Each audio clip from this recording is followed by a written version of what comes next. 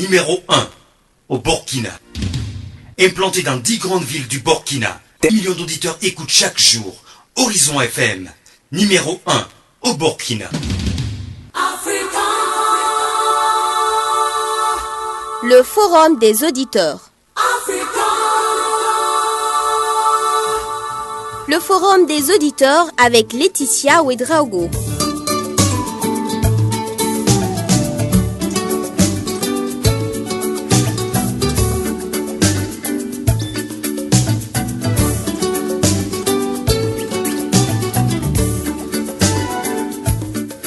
Le forum des auditeurs, c'est chaque dimanche de 10h à 12h sur Horizon FM.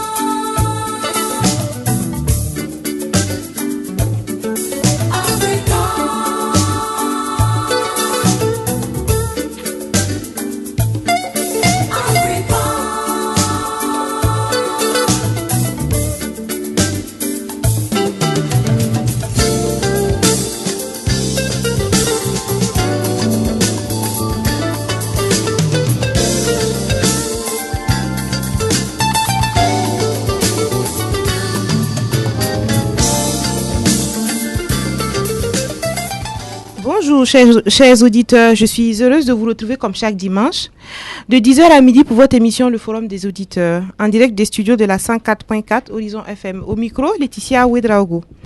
Notre invitée du jour, c'est Madame Konkobo, née Fatim Touré, qui a été retenue au concours Mondo-blogueuse, si vous me corrigez si je me trompe, Madame Touré, pour l'atelier des médias de RFI en avril 2016 et sera sans doute l'une des coachs certifiées sur laquelle le Burkina pourra éventuellement compter. Donc, Madame Konkobo, bonjour. Bonjour Laetitia. Alors, aujourd'hui, vous allez nous entretenir sur la question de la confiance en soi. Oui. Alors, la première question, on va rentrer directement dans le vif du sujet. La première question, pour vous, sera de nous parler un peu plus du coaching. Qu'est-ce que le coaching et comment le coaching peut-il s'appliquer au développement personnel? Alors, merci beaucoup Laetitia de m'avoir invitée ce matin.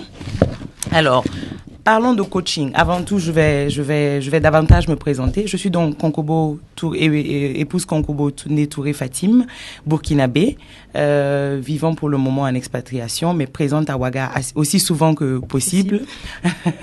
Alors, j'ai créé d'abord un blog l'année passée pour m'occuper, pour garder une activité intellectuelle qui s'appelle teamworld.blogforever.com. Ce blog a eu 1 an en juin de cette année. C'est après ça que, en début de cette année, j'ai postulé courant mars pour le concours Mondo-blog de RFI et j'ai été retenue pour le concours, donc je fais partie des Mondo-blogueurs, donc je suis Mondo-blogueuse de RFI depuis avril 2016. Voilà pour ma présentation. Sinon, j'ai une formation, j'ai un master 2 en marketing stratégique du CESAC de Dakar, une licence de l'ISM de Dakar et actuellement, je suis une formation en coaching à l'Institut de coaching international de Genève pour être certifiée en coaching et développement personnel. Donc, qu'est-ce que le coaching ? Le coaching, on peut dire que c'est le mot qu'il convient d'employer pour l'accompagnement de personnes ou d'équipes pour le développement de leur potentiel et de leur savoir-faire dans le cadre d'objectifs professionnels ou personnels. Parce que les gens peuvent venir voir un coach dans les deux cas. Le coaching est donc la thérapie du bien portant pour aller mieux. À la différence d'une thérapie, le coaching ne répond pas à une souffrance psychologique, mais au besoin de comprendre ou d'appréhender une situation nouvelle et de rétablir un équilibre que la personne semble avoir perdu à un moment donné. Donc voilà ce que c'est que le coaching. Appliqué au développement personnel, c'est le développement personnel, les Canadiens l'appellent croissance personnelle. C'est un terme que j'aime bien parce que ça montre le fait de progresser d'un stade A à un stade B, en allant toujours vers le haut. Donc appliqué au développement personnel, c'est quand quelqu'un vient voir un coach, c'est pour que le coach l'aide à régler une situation qu'il a actuellement. Mais le coach, ce n'est pas un psychologue. Il ne va pas vous parler de votre enfance et de ce qui ne va pas, etc. Il va au contraire essayer de vous amener à partir de l'état présent à aller mieux en fonction de ce que vous lui direz. La solution vient de vous. Le coach n'est qu'un accompagnateur pour vous aider à aller de l'avant. D'accord. Voilà ce que c'est que le coaching en résumé. Ok, merci Madame Konkobo. Merci. Alors, vous allez nous dire pourquoi vous avez choisi d'évoluer dans le domaine du coaching, sachant justement que vous avez une licence de l'ISM Dakar et un master du CESA, qui sont deux écoles très bien cotées dans toute l'Afrique et surtout dans notre sous-région, l'Afrique de l'Ouest. Oui. Alors, pourquoi vous avez choisi d'évoluer dans ce domaine-là? Ok, alors je suis marketrice de formation. Le marketing est un métier que j'adore, c'est une passion avant tout. Alors, étant en expatriation, j'ai eu la chance de connaître le Gabon pendant un moment. Bon, je parlerai plus d'expérience que de chance. Et j'ai eu à y donner des cours de marketing dans des écoles supérieures. Et pendant les cours, le directeur pédagogique de l'école m'a approché pour que je dispense un cours de développement personnel aux jeunes. J'avoue que j'étais moi-même surprise parce que ce n'est pas ma formation de base. Donc, je lui ai demandé pourquoi moi d'abord et pourquoi le développement personnel.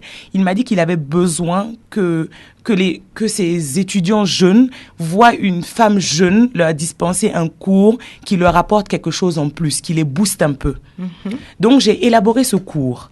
Je l'ai élaboré et je l'ai dispensé sous forme d'atelier que j'ai dispensé avec des exercices pratiques. Bien sûr, ce cours, je l'améliore de jour en jour. Disons que c'est là que ça a commencé. Et moi-même, j'ai tellement aimé élaborer ce cours que je me suis dit pourquoi pas. Mais je l'ai laissé en stand-by. C'est en ouvrant le blog que j'ai eu beaucoup de retours de femmes comme d'hommes qui m'ont écrit ou qui m'écrivaient souvent pour me demander des conseils ou de petites astuces auxquelles je répondais vraiment très modestement avec mon humble avis, parce que je rappelle que je suis jeune, j'aurai 30 ans en décembre, donc je répondais comme ça, comme je pouvais, j'aidais autant que je pouvais, malgré la distance sur les réseaux sociaux, etc. Et dans la cogitation, je me suis retrouvée après le Gabon à Madagascar. Nous nous sommes retrouvés en famille là-bas, n'ayant pas eu d'emploi. Donc, j'ai postulé aussi pour dispenser des cours. Je ne l'ai pas eu, mais je savais que c'était plus ça que je voulais faire. Et dans la cogitation, j'ai compris que je voulais faire du coaching. Donc, j'ai recherché une école, je me suis inscrite et voilà, l'aventure continue. J'espère que ça ira loin. Ok, merci Madame Konkobo. Merci. Alors, au Burkina, quel est votre public? Alors, au Burkina, je dirais que mon public, ce sont les hommes et les femmes désireux de pas de combler quelque chose, mais désireux d'aller de l'avant, qui ont compris qu'ils ont un problème à un certain moment de leur parcours professionnel ou personnel et qui veulent aller de l'avant, tout simplement. Voilà mon public. Mais c'est plus des femmes, plus des hommes, plus des jeunes, plus des vieux? Alors, je dirais que il y a du tout. Il y a du tout. Je vous avoue que j'ai été moi-même surprise des personnes qui m'ont approché, autant des hommes que des femmes. Des hommes qui étaient surpris de voir qu'une femme faisait du coaching parce qu'ils en connaissent. Si vous le savez pas, il y a pas mal de coachs quand même au Burkina. Moi, je suis l'une des plus jeunes et d'ailleurs, je suis pas là toute l'année. Mais il y en a et les gens étaient surpris de voir une jeune dans ce domaine. Donc, les gens, peut-être que certains m'ont approché déjà par curiosité pour comprendre le fond. Déjà, si j'avais un fond. Et voilà, je peux dire que le public, c'est hommes, femmes, jeunes et moins, mais ça va en général jusqu'à la quarantaine, cinquantaine. Oui. Mais maintenant, est-ce que vous accompagnez les gens plus sur des questions personnelles ou plus sur des questions professionnelles? Alors, je dirais que, en général, les problèmes qui les amènent sont des problèmes qui lient les deux domaines. Ah, ok. Parce que le problème que je rencontre le plus souvent, c'est des cas de confiance en soi, justement. Ok. C'est pour ça que les gens viennent en général me voir. Après avoir fait le tour de la question, même quand la personne vient vous voir pour quelque chose d'autre, après vous vous rendez compte que c'est la base du problème même, le manque de confiance en soi. Et voilà, ça tourne autour de... Alors que le manque de confiance en soi sur le plan personnel peut amener à un manque de confiance en soi côté professionnel. D'accord. Alors, merci Madame Konkobo. On va faire une pause musicale de 2 minutes et on vous revient tout de suite. Très bien.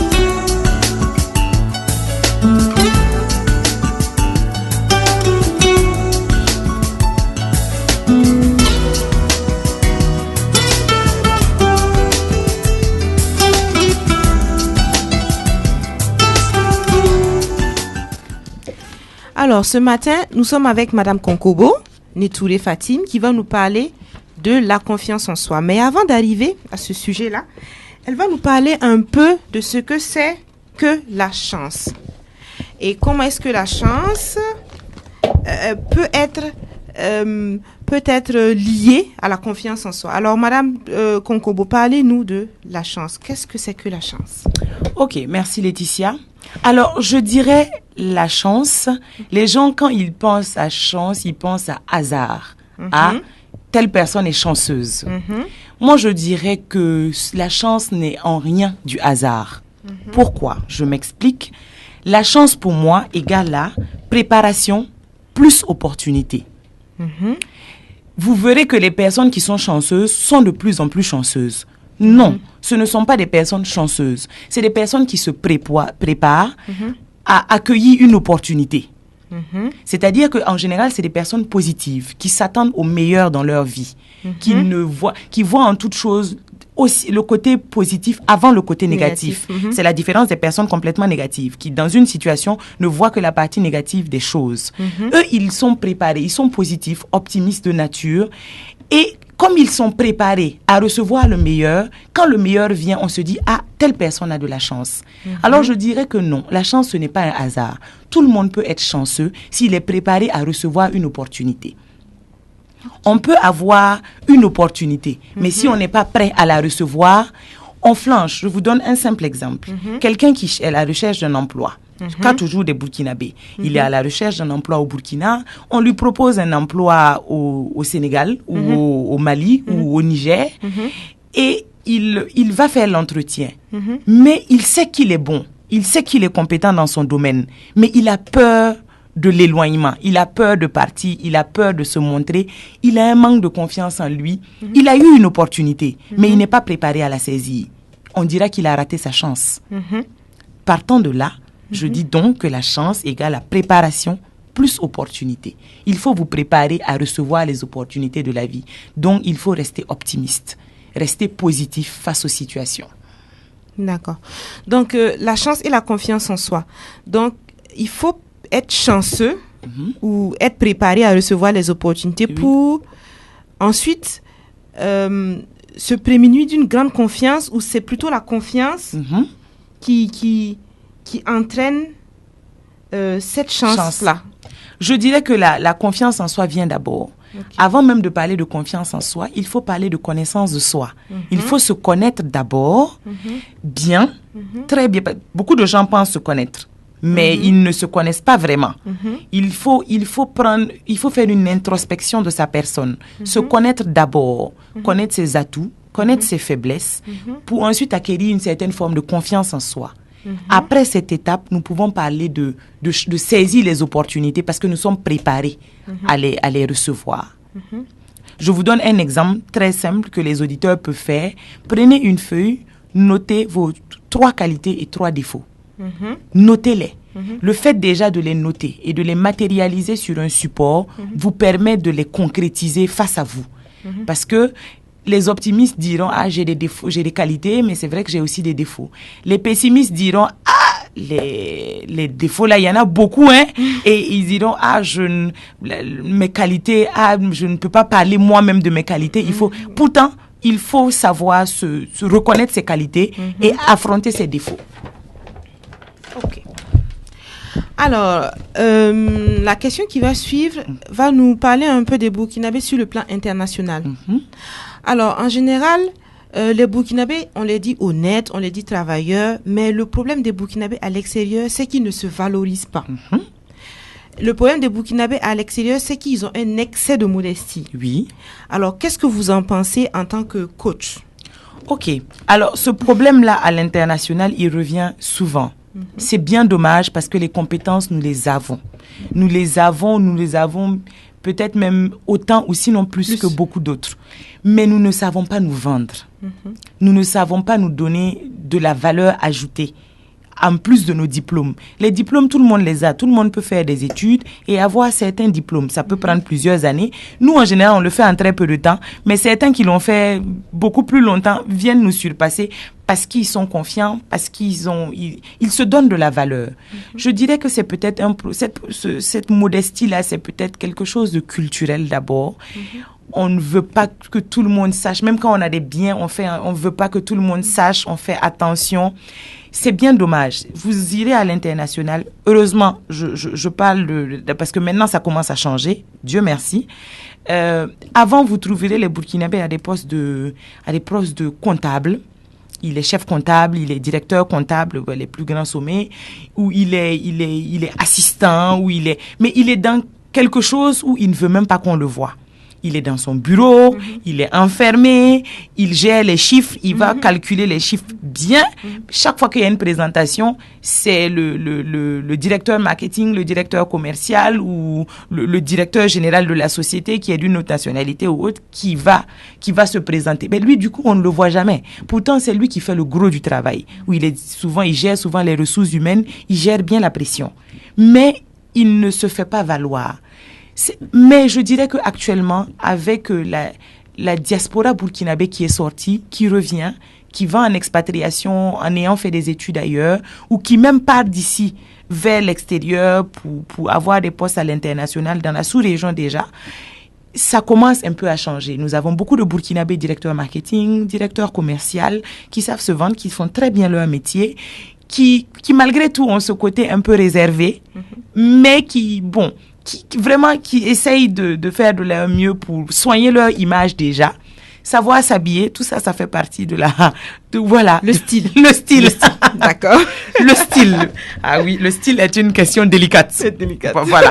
Mais je dis que petit à petit, je reste optimiste sur tous les sujets. C'est vrai que c'est un problème. Il faut que nous en soyons conscients. Pour régler un problème, il faut en être conscient. Je pense que de plus en plus, les gens en prennent conscience. Les gens nous font confiance avant que nous-mêmes, on ne sache vraiment pourquoi. Parce que quand il y a des concours ou des tests ou des emplois à l'international, quand nous postulons, nous sommes en général pris. Diplôme équivalent. On dit les Burkinabés sont sérieux, ils sont travailleurs. Exactement. Il paraît qu'aux États-Unis, nous sommes numéro 1. Hein? Ah bon? Sans vouloir vexer les autres. Nous sommes très travailleurs. Oui, alors Voilà, je vous écoute. nous sommes travailleurs. C'est une valeur qu'on nous reconnaît. Oui. Moi, là, on parle des gens qui travaillent à l'international, mais on parle aussi des plantations. Oui, en de Côte ceux qui sont d'Ivoire. en Côte d'Ivoire. Nous sommes fiers de dire que nos parents travaillent dur là-bas. Exactement. Et ils travaillent vraiment dur. Ils travaillent Ils dur. sont honnêtes. Honnête, responsable. Bon, dans toute chose, il y a des minorités qui divaguent un peu, mais dans la majorité, oui. voilà, c'est ce qu'on nous reconnaît.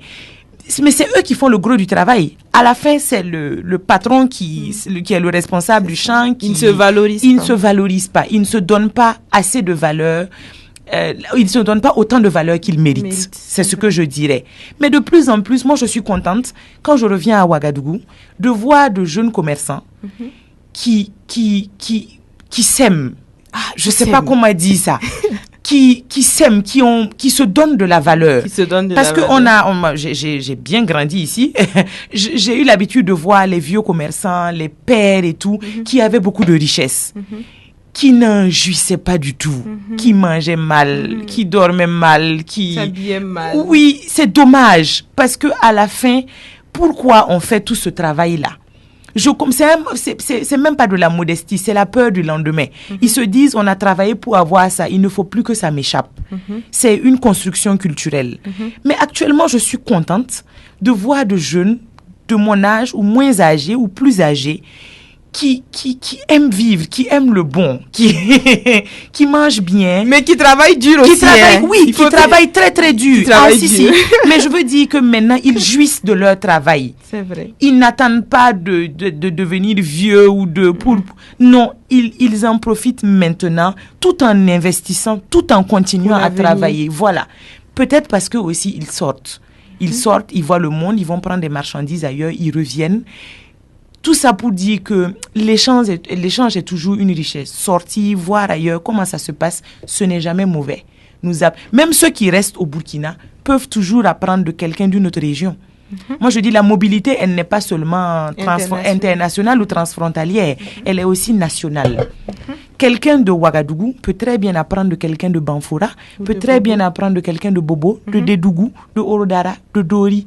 Nous sommes là, mais pratiquer le tourisme même national nous permettrait d'avoir une autre vision des choses. De voyager dans notre propre pays nous apportera déjà une valeur ajoutée pour mieux nous vendre même à l'extérieur. D'accord. Donc maintenant, on va revenir au Burkinabé sur le plan national. Oui. Alors, sur le plan national, on remarque que on a beaucoup de jeunes qui sont compétents. Oui, très compétents, mais qui ne se vendent pas. Oui. Tonton Moustapha a l'habitude de dire qu'il aime les diaspos. Oui. Là, je vais un peu parler de ça parce qu'on remarque que ce sont les diaspos qui se battent et qui se font le plus voir même que ce soit à la RTB, que ce soit dans les ministères, comme ce que vous étiez en train de dire, que ce soit un peu partout, c'est eux qui se font voir. Pourtant, on a les Burkinabés qui sont là, qui ont les compétences, mais on ne comprend pas pourquoi. Qu'est-ce qui les empêche aujourd'hui de se battre, d'oser, de se faire voir. Voilà. Ok, ma réponse à ça est très simple. La diaspora a une richesse qu'un Burkinabé né, grandi au Burkina, ne peut pas avoir. Parce que sortir, naître ailleurs ou grandir ailleurs, vous fait avoir des expériences que quelqu'un qui n'est jamais sorti de chez lui ne peut pas avoir. C'est une certaine ouverture d'esprit. Parce qu'on a appris à vivre ailleurs qui n'est pas chez soi, à affronter une certaine forme d'adversité qui vous forme ou qui vous arme quelque part. Ces gens-là osent plus parce que ils sont nés dans l'audace. Leurs parents ont osé quitter leur pays pour aller dans un autre pays pour avoir un mieux-être. Ils ont été élevés dans cette construction-là. Quand ils reviennent, ils sont plus dégourdis parce que ils ne connaissent que ça, en fait. Et même pas qu'ils ont une haute estime d'eux-mêmes, ils savent de quoi ils sont. Ils sont conscients de leur capacité. Parce que quand ils ont une double adversité à affronter. Quand ils sont à l'étranger, on leur dit qu'ils sont burkinabés, qu'ils sont étrangers. Quand ils reviennent au Burkina, on leur dit qu'ils sont diaspos. Étrangers. Du Donc coup, ils sont un peu... Voilà, ils sont entre les deux. Ils ont du mal à se faire accepter ici, à ce qu'on leur fasse confiance. Donc, vous voyez, cette double adversité-là développe en eux des capacités d'affronter certaines situations. Ils sont plus combatifs. Ils sont plus combatifs. De deux, ils ont une ouverture d'esprit que seul le voyage ou les lectures ou l'ouverture à l'autre peut apporter. Comme je dis, quitter même Ouagadougou pour vivre à Banfora, ça vous apportera toujours quelque chose. Donc, ils ont déjà ça en plus. Quelque chose qu'on ne peut pas leur enlever. Ça d'un. Comparé à un Burkinabé qui est là, qui a grandi ici, qui n'est pas sorti et qui veut garder l'esprit burkinabé enfermé. L'ouverture est toujours un plus. Nous avons la chance actuellement d'avoir des réseaux sociaux, des médias sociaux, même s'ils ne diffusent pas toujours des choses que tout le monde devrait savoir ou des choses adéquates, mais nous avons cette chance de pouvoir être ici et de savoir ce qui se passe en Grèce, en Russie, au Japon et en Côte d'Ivoire, au Mali, au Soudan du Sud. Nous avons cette chance-là. Lire, même ceux qui ne sont pas lettrés, écoutez, gardez l'esprit ouvert. Vous voyez, on peut venir vous expliquer une situation. Quelqu'un de fermé d'esprit vous dira non, ça c'est pas possible. Quelqu'un d'ouvert d'esprit vous dira ah bon, c'est possible. C'est juste que moi je ne l'ai pas encore vu. Sinon, dans une autre partie du monde, ce qui vous semble impossible se fait et est la norme. C'est pour vous dire que cette diaspora-là a une richesse en plus du fait de son brassage avec d'autres peuples et d'avoir affronté, parce que vivre à l'extérieur, les gens pensent que c'est la joie, tout va bien. On parle de ceux qui sont partis pour travailler dans les champs, etc., ou qui sont partis pour avoir d'autres emplois, qui sont devenus gardiens, cuisiniers, etc. Oui, les gens se disent, ah, il a l'argent, il revient, il investit ici, mais on ne se rend pas compte du travail qu'il a là-bas. Ensuite, il y a même ceux qui partent en expatriation dans le cadre d'institutions internationales. Les gens se disent que c'est la belle vie. Mais non, on part pour travailler. Ce qu'on va faire là-bas, ça reste du travail. C'est du travail loin de chez soi, en travaillant avec un peuple qu'on ne connaît pas, qu'on doit apprendre à connaître, on doit apprendre à s'intégrer, on doit apprendre le travail, on doit apprendre à faire un rendement, parce que c'est d'abord pour ça qu'on nous a embauchés. Vous voyez que toute cette adversité vous fait développer des capacités qui vous serviront toujours à vie, ici ou ailleurs. Donc, un jeune Burkinabé, par exemple, je donne un exemple très simple. Quelqu'un m'a dit, c'était le directeur commercial et marketing de Nostalgie Sénégal à l'époque.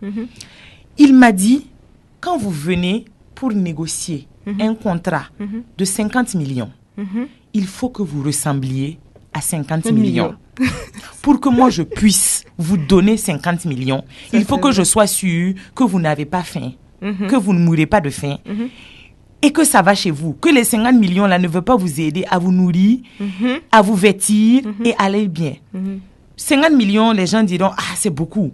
Mais non, c'est juste un exemple pour dire que quand vous allez vous vendre, quand vous allez postuler à un emploi, allez-y comme quelqu'un qui vient aider la société à avoir une valeur ajoutée. Voyez-vous vous-même d'abord comme une valeur ajoutée. N'allez pas comme quelqu'un qui vient mendier un travail. Ça, c'est vrai. Je ne parle pas de l'excès de zèle. Non. Il faut rester humble, mais savoir se donner de la valeur, c'est important. Quand vous allez à un entretien d'embauche, n'y allez pas morose, moche, comme quelqu'un qui vient quémander. C'est du genre, ah, s'il vous plaît, donnez-moi du boulot, ça ne va pas à la maison, je suis le fils aîné, mon père est décédé, c'est moi qui ai la charge de tout le monde. Il s'en fout. Ce que lui, il veut, c'est comment vous allez faire croître son entreprise du chiffre d'affaires A au chiffre d'affaires B. Qu'est-ce que vous allez lui apporter? C'est ça qu'il veut savoir. C'est la valeur ajoutée que vous avez, qu'il veut comprendre. Il cherche quelqu'un. Beaucoup de personnes ont postulé. Si on vous a choisi pour être à l'entretien d'embauche, c'est que vous avez la base. Vous avez les diplômes et les conditions requises pour être là.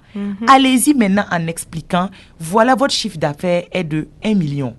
Est de 500 000. Moi, je peux vous le faire passer de cette année à l'année prochaine à 1,5 million ou à 2 millions. Voilà ce qu'un chef d'entreprise veut entendre. Voilà ce qu'il veut savoir.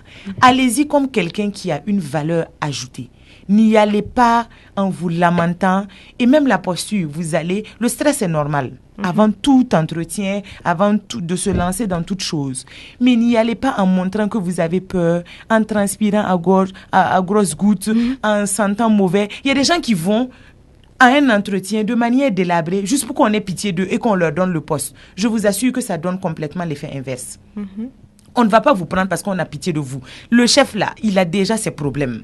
Ses propres problèmes à la maison, au boulot. Il a des charges fixes, des charges variables qu'il doit payer. Donc, vous ne venez pas avec un problème en plus pour lui donner un cas de conscience en disant que vous êtes démunis, vous avez des problèmes. Lui aussi, il a des problèmes, mais il ne va pas vous le dire de but en blanc. Allez-y en apportant des solutions. Allez-y en vous donnant de la valeur. Et c'est ce que je dirais aux jeunes Burkinabés. Quand vous allez chercher un emploi, allez-y comme un partenaire. Je répète encore, ce n'est pas un excès de zèle. Il ne faut pas aller se montrer les tout savants, c'est moi qui peux faire. Non, il faut savoir doser les choses. Mais allez confiant. Allez en vous disant que vous aussi, à part le diplôme, par exemple, les recruteurs posent souvent cette question. Pourquoi vous et pas les autres? Il faudra savoir y répondre en connaissant vous-même vos qualités et vos défauts, en vous connaissant vous-même et en vous disant, mais moi, parce que je suis celui qu'il vous faut, moi, parce que je peux faire évoluer votre entreprise, moi, parce que je suis très dynamique, je suis très motivée à aller avec vous dans le sens de la vision de votre entreprise. Voilà ce qu'un chef d'entreprise a envie d'entendre de la part d'un jeune qui vient demander un emploi. Donc, s'il vous plaît, avant d'y aller, prenez votre plus belle chemise, habillez-vous, portez des chaussures propres. Et si vous avez transpiré, prenez le temps de nettoyer votre visage, de vous nettoyer avec un Kleenex et d'y aller confiant. Allez-y, à défaut d'avoir du parfum, ne sentez pas au moins mauvais. Pour ne pas indisposer, parce que ça va déjà gêner la communication. La personne va se dire, lui là on va le prendre, il va venir embaumer le bureau ici, ça ne va pas être simple pour les autres employés ni pour moi. Donc allez-y, propre sur vous, correct. On ne vous dit pas d'être sapé ou de sortir votre dernière veste, mais si le profil du poste existe, allez-y de manière correcte et présentez-vous comme quelqu'un qui sait ce qu'il est venu apporter à son partenaire qui est l'employeur. D'accord. Alors, merci beaucoup. Merci. Alors, une question, la question suivante, elle va parler des femmes burkinabées. C'est une question assez délicate qui nous concerne toutes les deux parce que nous sommes des femmes burkinabées. Exactement. Alors, les femmes burkinabées ont un manque de confiance ou je sais pas, peut-être que vous allez qualifier ça autrement, qui est assez difficile par rapport à nos sœurs ivoiriennes, par rapport à nos sœurs maliennes, par rapport à nos sœurs sénégalaises ou nos sœurs gabonaises, qui ont plus de confiance en elles, que ce soit par rapport au couple, par rapport au mari, que ce soit par rapport à leur travail. Alors, qu'est-ce que vous pouvez dire dans ce sens-là par rapport aux femmes burkinabées? D'accord, question délicate, comme je l'ai dit. Alors, les femmes burkinabées, le manque de confiance en soi étant quelque chose d'ambiant, c'est autant rencontré par les hommes que par les femmes. Comme les femmes s'expriment plus, c'est peut-être pour ça qu'on pense que ce sont elles qui ont le plus de manque de confiance en elles. Mais effectivement, on se rend compte que le manque de confiance en elles vient d'abord du fait que les femmes burkinabées ne se donnent pas la valeur qu'elles méritent. C'est comme ça que je le dirais. Elles ont beaucoup de valeur. Elles sont reconnues comme travailleuses, très travailleuses. Dans la majorité des cas, c'est même elles qui tiennent le foyer, qui travaillent. Dans les villages, on peut le constater aisément. Et c'est elles qui nourrissent la famille. Exactement. Mais elles ne sont pas, par exemple, propriétaires du champ qu'elles cultivent. Qu'elles cultiveront tout le long de leur vie. Mais elles n'ont pas la propriété, l'accès à la terre facile. Ça, c'est d'un. Même dans nos villes, nous avons des couples où monsieur est là, c'est lui le chef de famille, selon la loi et selon toutes nos convenances, la tradition, mais qui n'assume pas pleinement son rôle. À la fin, c'est le salaire de madame qui nourrit les enfants, qui nourrit monsieur, qui se permet de dire que ce n'est pas bon, pourtant il ne donne pas assez. Voilà, c'est pour dire que la femme burkinabé se bat, elle sait se battre, elle elle a de la valeur, sauf qu'elle n'en est pas consciente. Ou elle n'en est pas assez consciente. Oui, c'est ça. Ce qui fait qu'elle se dévalorise. C'est de la dévalorisation. Si vous voulez, c'est un marketing négatif d'elles-mêmes qu'elles font. Du coup, elles ont laissé les hommes penser que c'est eux actuellement qui sont devenus la valeur rare. C'est eux qu'on doit courir, chercher, parce que tout le monde cherche foyer. Voilà. Le mariage, c'est bien, mais il faut savoir pourquoi on se marie. Déjà. C'est vrai. Exactement. Il ne faut pas se marier pour se marier. Il ne faut pas se marier pour faire une belle fête. Il ne faut pas se marier parce que les autres sont mariés. Parce que les autres se sont mariés, parce que tes copines se sont mariées, parce que tu es à la maison et que tout le monde te lorgne et que même si papa ne te le dit pas, il se demande ce que tu fous encore dans sa maison. Oui, c'est une pression. Mais quand on se marie, on doit savoir pourquoi on se marie. C'est ça. Je suis musulmane, mais j'aime bien ce qu'il y a dans la religion catholique comme fait d'avoir des préparations au mariage avant. Catholique et chrétienne même, en général, je dirais.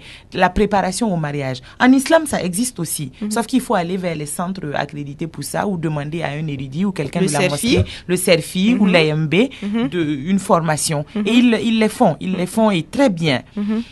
Mais j'aime ça parce que je pense que ça devrait être automatique. Oui. Pour tous les couples. Ça nous éviterait beaucoup de dérives, et de conséquences malheureuses. Parce que beaucoup s'engagent sans connaître et leurs droits et leurs devoirs. Effectivement. Beaucoup connaissent les devoirs de l'autre, mais ignorent leurs droits et vice-versa. Surtout les femmes, elles connaissent leurs devoirs, mais ne connaissent pas leurs droits. Et ce qui est plus grave, c'est que c'est les hommes qui connaissent leurs devoirs, mais ils ignorent aussi les droits des femmes. Mais exactement. Si tout le monde connaît ses droits et ses devoirs, dans le respect, je veux dire, s'il y a cette base-là, vous savez, dans toute chose, c'est comme le mariage est un contrat. Dans toute chose, avant de s'engager dans un contrat, il faut que toutes les parties lisent le contrat, sachent dans quoi ils s'engagent. Alors que ça devient... C'est ce que c'est ma pensée, que ça devient superficiel tout ça. C'est devant le maire même on lit l'acte de mariage, on l'écoute, on fait la fête et puis on rentre à la maison. Le mariage là, ça commence le jour du mariage et ça dure toute une vie. C'est trop long pour ne pas savoir dans quoi on rentre. Ça c'est vrai. Donc c'est cette préparation là. Il faut que les gens sachent pourquoi je rentre dans une relation.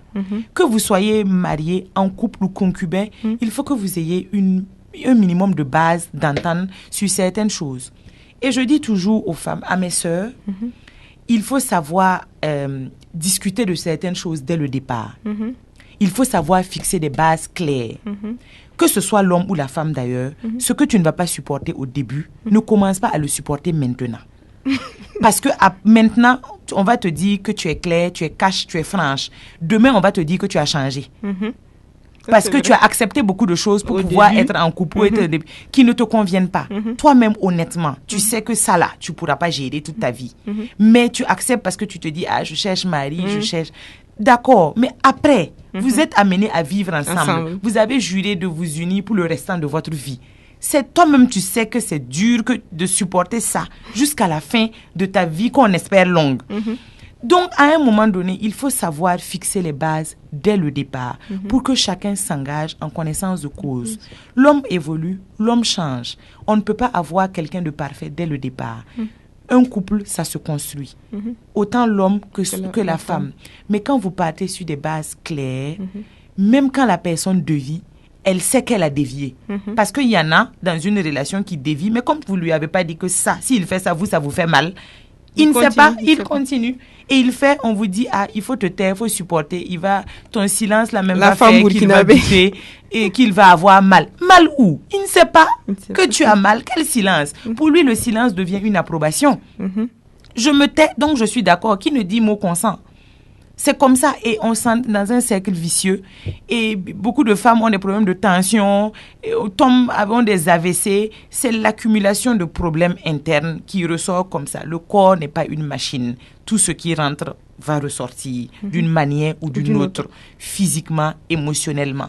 Donc, il faut savoir connaître ses bases, connaître ses limites et dire clairement les choses dès le départ.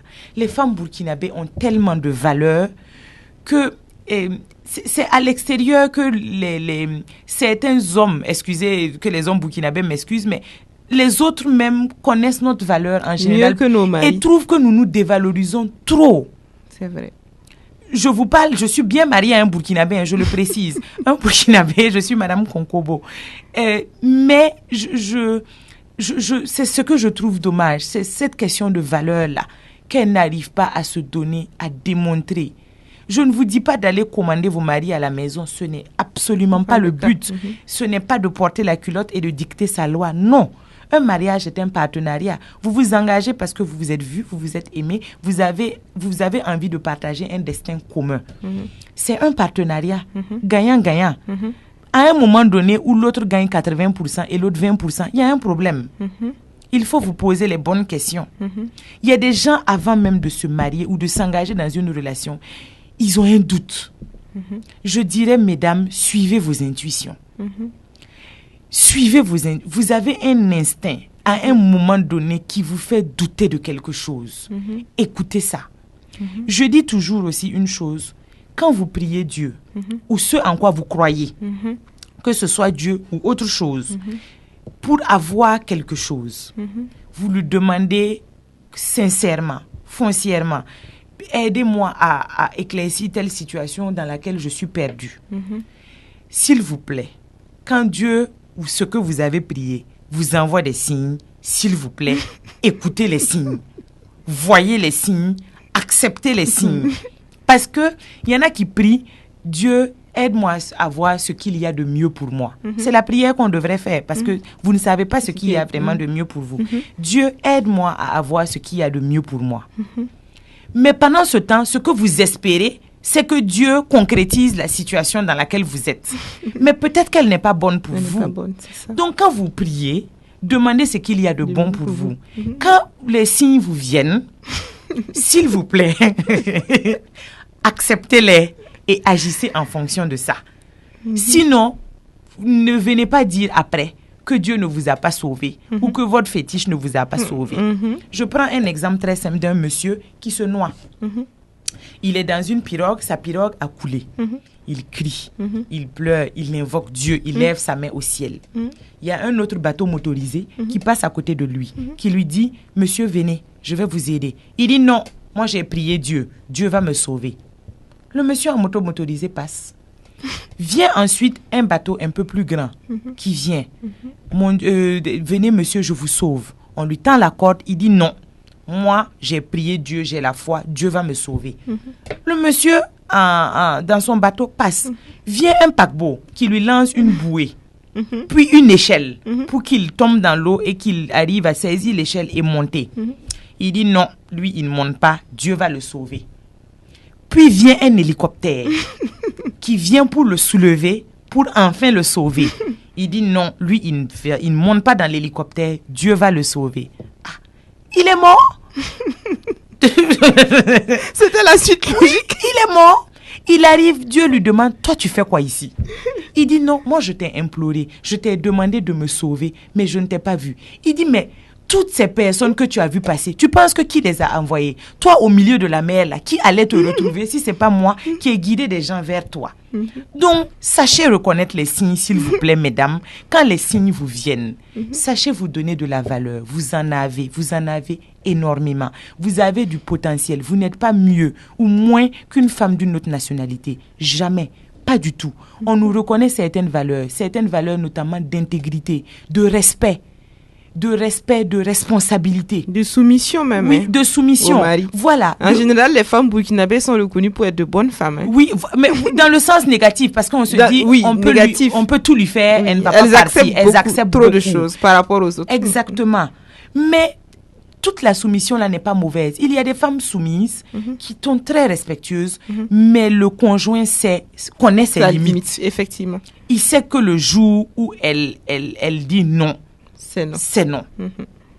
Donc, moi je dirais, la soumission en elle-même n'est pas mauvaise. Non, il faut juste avoir des bases claires. Il faut juste qu'on se respecte réciproquement. Si vous ne vous donnez pas de la valeur, le monsieur ne connaîtra pas votre degré de votre limite de soumission. Il se dira que, je dis toujours, j'ai peur de toi. Et non, je te respecte, ce n'est pas la même chose. Les gens confondent les deux. on respecte beaucoup les gens, mais avoir peur d'eux, ce n'est pas du tout la même chose. Et c'est ce que certains conjoints oublient. Ils se disent que cette soumission-là, c'est de la peur. Et en général, elle dit, je vais ramasser mes affaires, je vais aller où? On est dedans, il faut supporter seulement. Il y a les enfants là. Pendant qu'elle est en train de mourir à petit feu. Je reviendrai sur le fait divers qu'il y a eu il n'y a pas longtemps. Le monsieur qui a égorgé sa femme en pleine rue de Ouagadougou à 8h du matin. Sans que personne n'intervienne. Comme quoi, c'était une histoire de couple. Donc, ça veut dire que quand on est marié à quelqu'un, on peut vous attraper dans la rue, sortir un couteau, vous égorger en pleine rue un matin à 8h du matin, mais personne n'intervient parce que c'est sa femme, donc parce que c'est sa chose. C'est ça qui m'a le plus choqué. C'est sa femme. C'est choquant, effectivement. C'est sa femme à lui. Donc, il peut en faire ce qu'il veut. Il l'a égorgée avec un enfant qu'elle portait au dos. Il a pris l'enfant après. La preuve, quand la police est venue et qu'on lui a demandé de lever les mains, il a bien levé les mains. C'est les passants qu'il menaçait avec son couteau. Mais lui, il sait que si la balle l'atteint, ça va le tuer. Donc lui, il a peur de la mort. Mais il peut égorger l'enfant de quelqu'un en pleine rue un matin à 8h du matin. Ce qui se serait difficilement passé au Sénégal. Quand tu touches à une femme là-bas... Voilà. Il y a des travers dans beaucoup de pays, mais c'est le degré... C'est vrai qu'au Burkina... Oui. Je vous donne un exemple. Vous et moi, nous avons fait le Sénégal. Nous savons que quand nous rentrons dans un bus et qu'on est la seule femme debout, un homme se lèvera pour vous donner la place. Venez ici rentrer dans un bus. On va dire que c'est parce que tu peux que tu es monté. Tout simplement. Pendant que vous parlez de ça, il y a justement une dame qui m'a dit que pendant le Hajj, elle a été choquée et déçue de voir que dans le bus des Burkinabés, on écrasait les femmes. Merci. C'est honteux, hein? Et elle est rentrée dans le bus des Maliens et plus tard dans le bus des Sénégalais. Parce que là-bas, on donnait la priorité aux femmes. Et ensuite, quand les femmes étaient installées, les hommes rentraient. Regardez comment c'est choquant. Je vous donne un exemple. Ma mère, à son année du Hajj, elle dit que quand elle y était, ils sont montés dans un bus. Quand le bus est arrivé, tout le monde a foncé dedans. Les hommes s'en foutaient pas mal, des femmes, des vieilles. Tout le monde a foncé. Écrasé. Oui, on s'est dit, tu es venu à la Mecque, c'est parce que tu peux. Ils sont rentrés, montés. Tous les hommes se sont assis. La majorité de celles qui étaient debout, c'était des femmes. Le chauffeur du bus a éteint le bus. Et il a dit que tant que les femmes ne sont pas assises, lui, il ne démarre pas le bus. Est-ce que vous vous rendez compte? Ça rejoint cet exemple. La mentalité burkinabé. Voilà. Moi, je sais qu'à Dakar, je monte pour aller au boulot le matin dans le bus. Si je suis la seule femme debout, on me laisse la place. Si une vieille rentre après moi, je lui laisse la place. Et un homme dira non, venez vous asseoir. C'est ça. Ici, même si la dame est enceinte, pour que quelqu'un fasse le geste de se lever, lui donner la place, on va dire, si tu es venu faire la queue ici, si tu es rentré dans le bus, si tu es venu faire la queue à la caisse, c'est parce que tu peux. D'ailleurs, c'est un message à lancer à nos autorités. On espère que dans les banques, à l'ONEA, à la Sonabel, vous allez penser à mettre des affiches au moins pour les femmes enceintes et au moins pour les vieilles personnes, qu'il y ait un rang prioritaire pour ces gens-là. Parce que on en parle tous les jours, on ne demande pas tout à fait l'égalité, mais au moins un minimum de considération pour une femme qui porte un enfant ou une personne âgée qui a du mal à marcher, à se déplacer. Voilà, c'était une parenthèse, mais ça peut éventuellement servir. Il y a ça en plus. Et je dirais que pour se donner de la valeur, mesdames, il faut connaître vos droits. Il faut connaître ce à quoi vous avez droit. Je donne un exemple très simple. Quand vous voyagez, que ce soit dans les gares, dans les gares de train, de bus, d'aéroport, quand vous êtes une femme enceinte, une femme avec un enfant, vous avez la priorité. Moi, quand j'arrive, je n'attends pas que quelqu'un me dise que j'ai le droit. Effectivement. Parce que je sais que j'attends. Parce que quand on dit la queue, quand vous rentrez dans un bus, sauf si ce n'est pas un bus bien organisé, dans un avion, n'en parlons pas, vous avez acheté le billet. Donc, votre place est déjà là. L'avion là ne va pas partir tant que vous êtes aligné à l'heure exacte pour monter l'avion. Votre place est là. C'est pas le premier arrivé, le premier s'assoit. Non. Il y a des places, il y a des numéros de siège. Moi, j'attends quand les gens finissent de faire la queue. Je me lève dans la paix du Seigneur. Mon ventre et moi, ou mes enfants et moi, je vais m'arrêter devant la guichetière, je donne mon passeport, je donne mes billets et je passe devant parce que je sais que j'ai la priorité. Les gens me lorgnent, les gens font tchourr, les gens font tout, mais c'est mon droit. En tant que mère avec des enfants, c'est normal. Oui, quand les enfants atteindront un certain âge, ça ne me gênera pas de leur faire la queue pour leur apprendre qu'on doit aussi patienter pour laisser passer de grandes personnes. Mais pour le moment, surtout étant voyageant enceinte, il y a des gens qui se permettent de venir vous couper la voie. Des fois, moi-même enceinte, j'ai voyagé. Quand je vois une vieille personne et que je me sens plus valide qu'elle, je lui dis de passer devant moi. Mais je ne bouge pas tant que je ne suis pas passée la première, parce que je sais que c'est mon droit le plus absolu. Il y a certains aéroports, certaines gares où on vous le dira. La majorité ne vous dira rien. Certaines Au Burkina, on ne dit rien. On vous dit rien. On ne dit rien. J'ai eu le cas aussi à Lonéa. Il y a une dame très enceinte qui était presque à 8 mois qui est venue pour faire la queue. Et elle était derrière. Je lui dis, mais madame, passez. Elle me dit, non, ils vont pas accepter, ils vont mal me regarder. Je lui dis, mais madame, passez. Et quand elle est allée, effectivement, les gens lui ont dit pourquoi elle se met devant. Et je leur ai dit, est-ce que vous ne voyez pas son ventre? Est-ce qu'elle a besoin de parler? On va dire que c'est parce qu'elle peut qu'elle est venue. C'est parce qu'elle veut qu'elle a été enceinte. C'est parce qu'elle peut qu'elle est venue payer la facture. C'est pas simple. C'est dommage. C'est une vision, c'est dommage. Ça démontre de toute la question du genre au Burkina Faso. Il faut... Du manque de confiance des femmes, de la place qu'on leur accorde. C'est dommage. Oui, ces femmes-là portent des Burkinabés. Des petits Burkinabés. Des petits Burkinabés. Ces femmes-là portent vos enfants, messieurs. Donc, voir une femme dans une situation délicate comme ça et ne pas... C'est la base de la vie. Parce qu'en toute femme, tu verras ta mère, ta soeur, ta fille. Ta fille. Oui. Une femme enceinte est une femme enceinte. Toi, tu n'as pas à savoir pourquoi, comment elle est tombée enceinte. Elle est enceinte, elle est dans une situation. Vous êtes dans un rang, il y a des hommes, des gaillards qui sont arrêtés devant elle et qui disent non, elle est venue après moi, elle s'arrête après moi. C'est bien dommage. Mais il faudrait que les femmes aussi puissent s'exprimer, s'imposer, c'est ça. Et s'imposer. C'est ça. Même dans les médias. Je suis ravie d'être là aujourd'hui avec vous et de savoir que j'écoute beaucoup d'émissions à la radio animées par des femmes. Je trouve ça très bien. À la télévision, il y a très peu de femmes MC au Burkina, présentatrices d'événements. Il n'y en a pas. On peut... C'est vrai, les grands événements, c'est toujours les hommes. Voilà, c'est toujours les hommes. Si je prends à côté de nous, ce n'est pas un complexe mais il faut regarder ce qu'il y a toujours de mieux chez ton voisin pour essayer d'aller. Ce n'est pas, voilà, copier sainement. Ce n'est pas de l'envie malsaine, c'est essayer d'aller de l'avant. Il faut s'apporter un peu plus. Quand on capte la RTB, quand on capte RTI, entre nous, on voit. Il y a une différence. Ah non, mais elle est nette et franche. Et il y a beaucoup d'émissions. C'est un appel à la RTB. Oui, mais vraiment, c'est un grand appel à la RTB pour un changement de ces plateaux. Mais moi, c'est surtout le rôle des femmes. À part Maggie, que je vois avec plaisir. Oui. Et la dernière fois, j'ai vu Malika la slameuse, animée aussi conjointement avec quelqu'un d'autre une émission. Je ne vois pas de femmes comme ça. Il y a une autre journaliste aussi, je cherche son nom, une dame qui aime bien faire des mèches. Oui. Je cherche son nom. Douagno. Mais elle se reconnaîtra sans doute, elle fait le journal de la RTB. Si, oui, qui anime aussi. Mais il serait bien qu'il y en ait de plus en plus qui s'habillent, qui s'habillent bien. C'est un appel aussi aux couturiers, aux hommes c'est l'occasion de faire de la promotion de vos tenues. Exactement. Sur les journalistes. Donnez-leur des tenues et elles diront que c'est vous qui les avez cousues. Exactement. Tout ça, c'est des occasions. Et même les plateaux télé, pas que de la RTB, de partout, qui est un artiste peintre, un artiste, je sais pas, graffeur ou etc. Il peut demander à exposer son tableau et on dira telle semaine, notre plateau est décoré par telle personne. Ce sont des exemples que je donne. La confiance en soi. Oui, toujours la confiance. Il faut oser. Tant que vous ne demandez pas quelque chose, on ne peut pas savoir que vous êtes dans le besoin. Mais ce qui est dommage aussi, c'est que quand on demande, la plupart des Burkinabés n'aiment pas le changement. C'est ce que vous disiez. Ils sont aussi toujours dans la même catégorie. Non, à la RTB, on a toujours fait comme ça depuis 20 ans. Bon, ça peut pas changer, ça va être compliqué. Moi, je vais du principe que peut-être la RTB a un manque de moyens. C'est ce que je me dis pour garder espoir.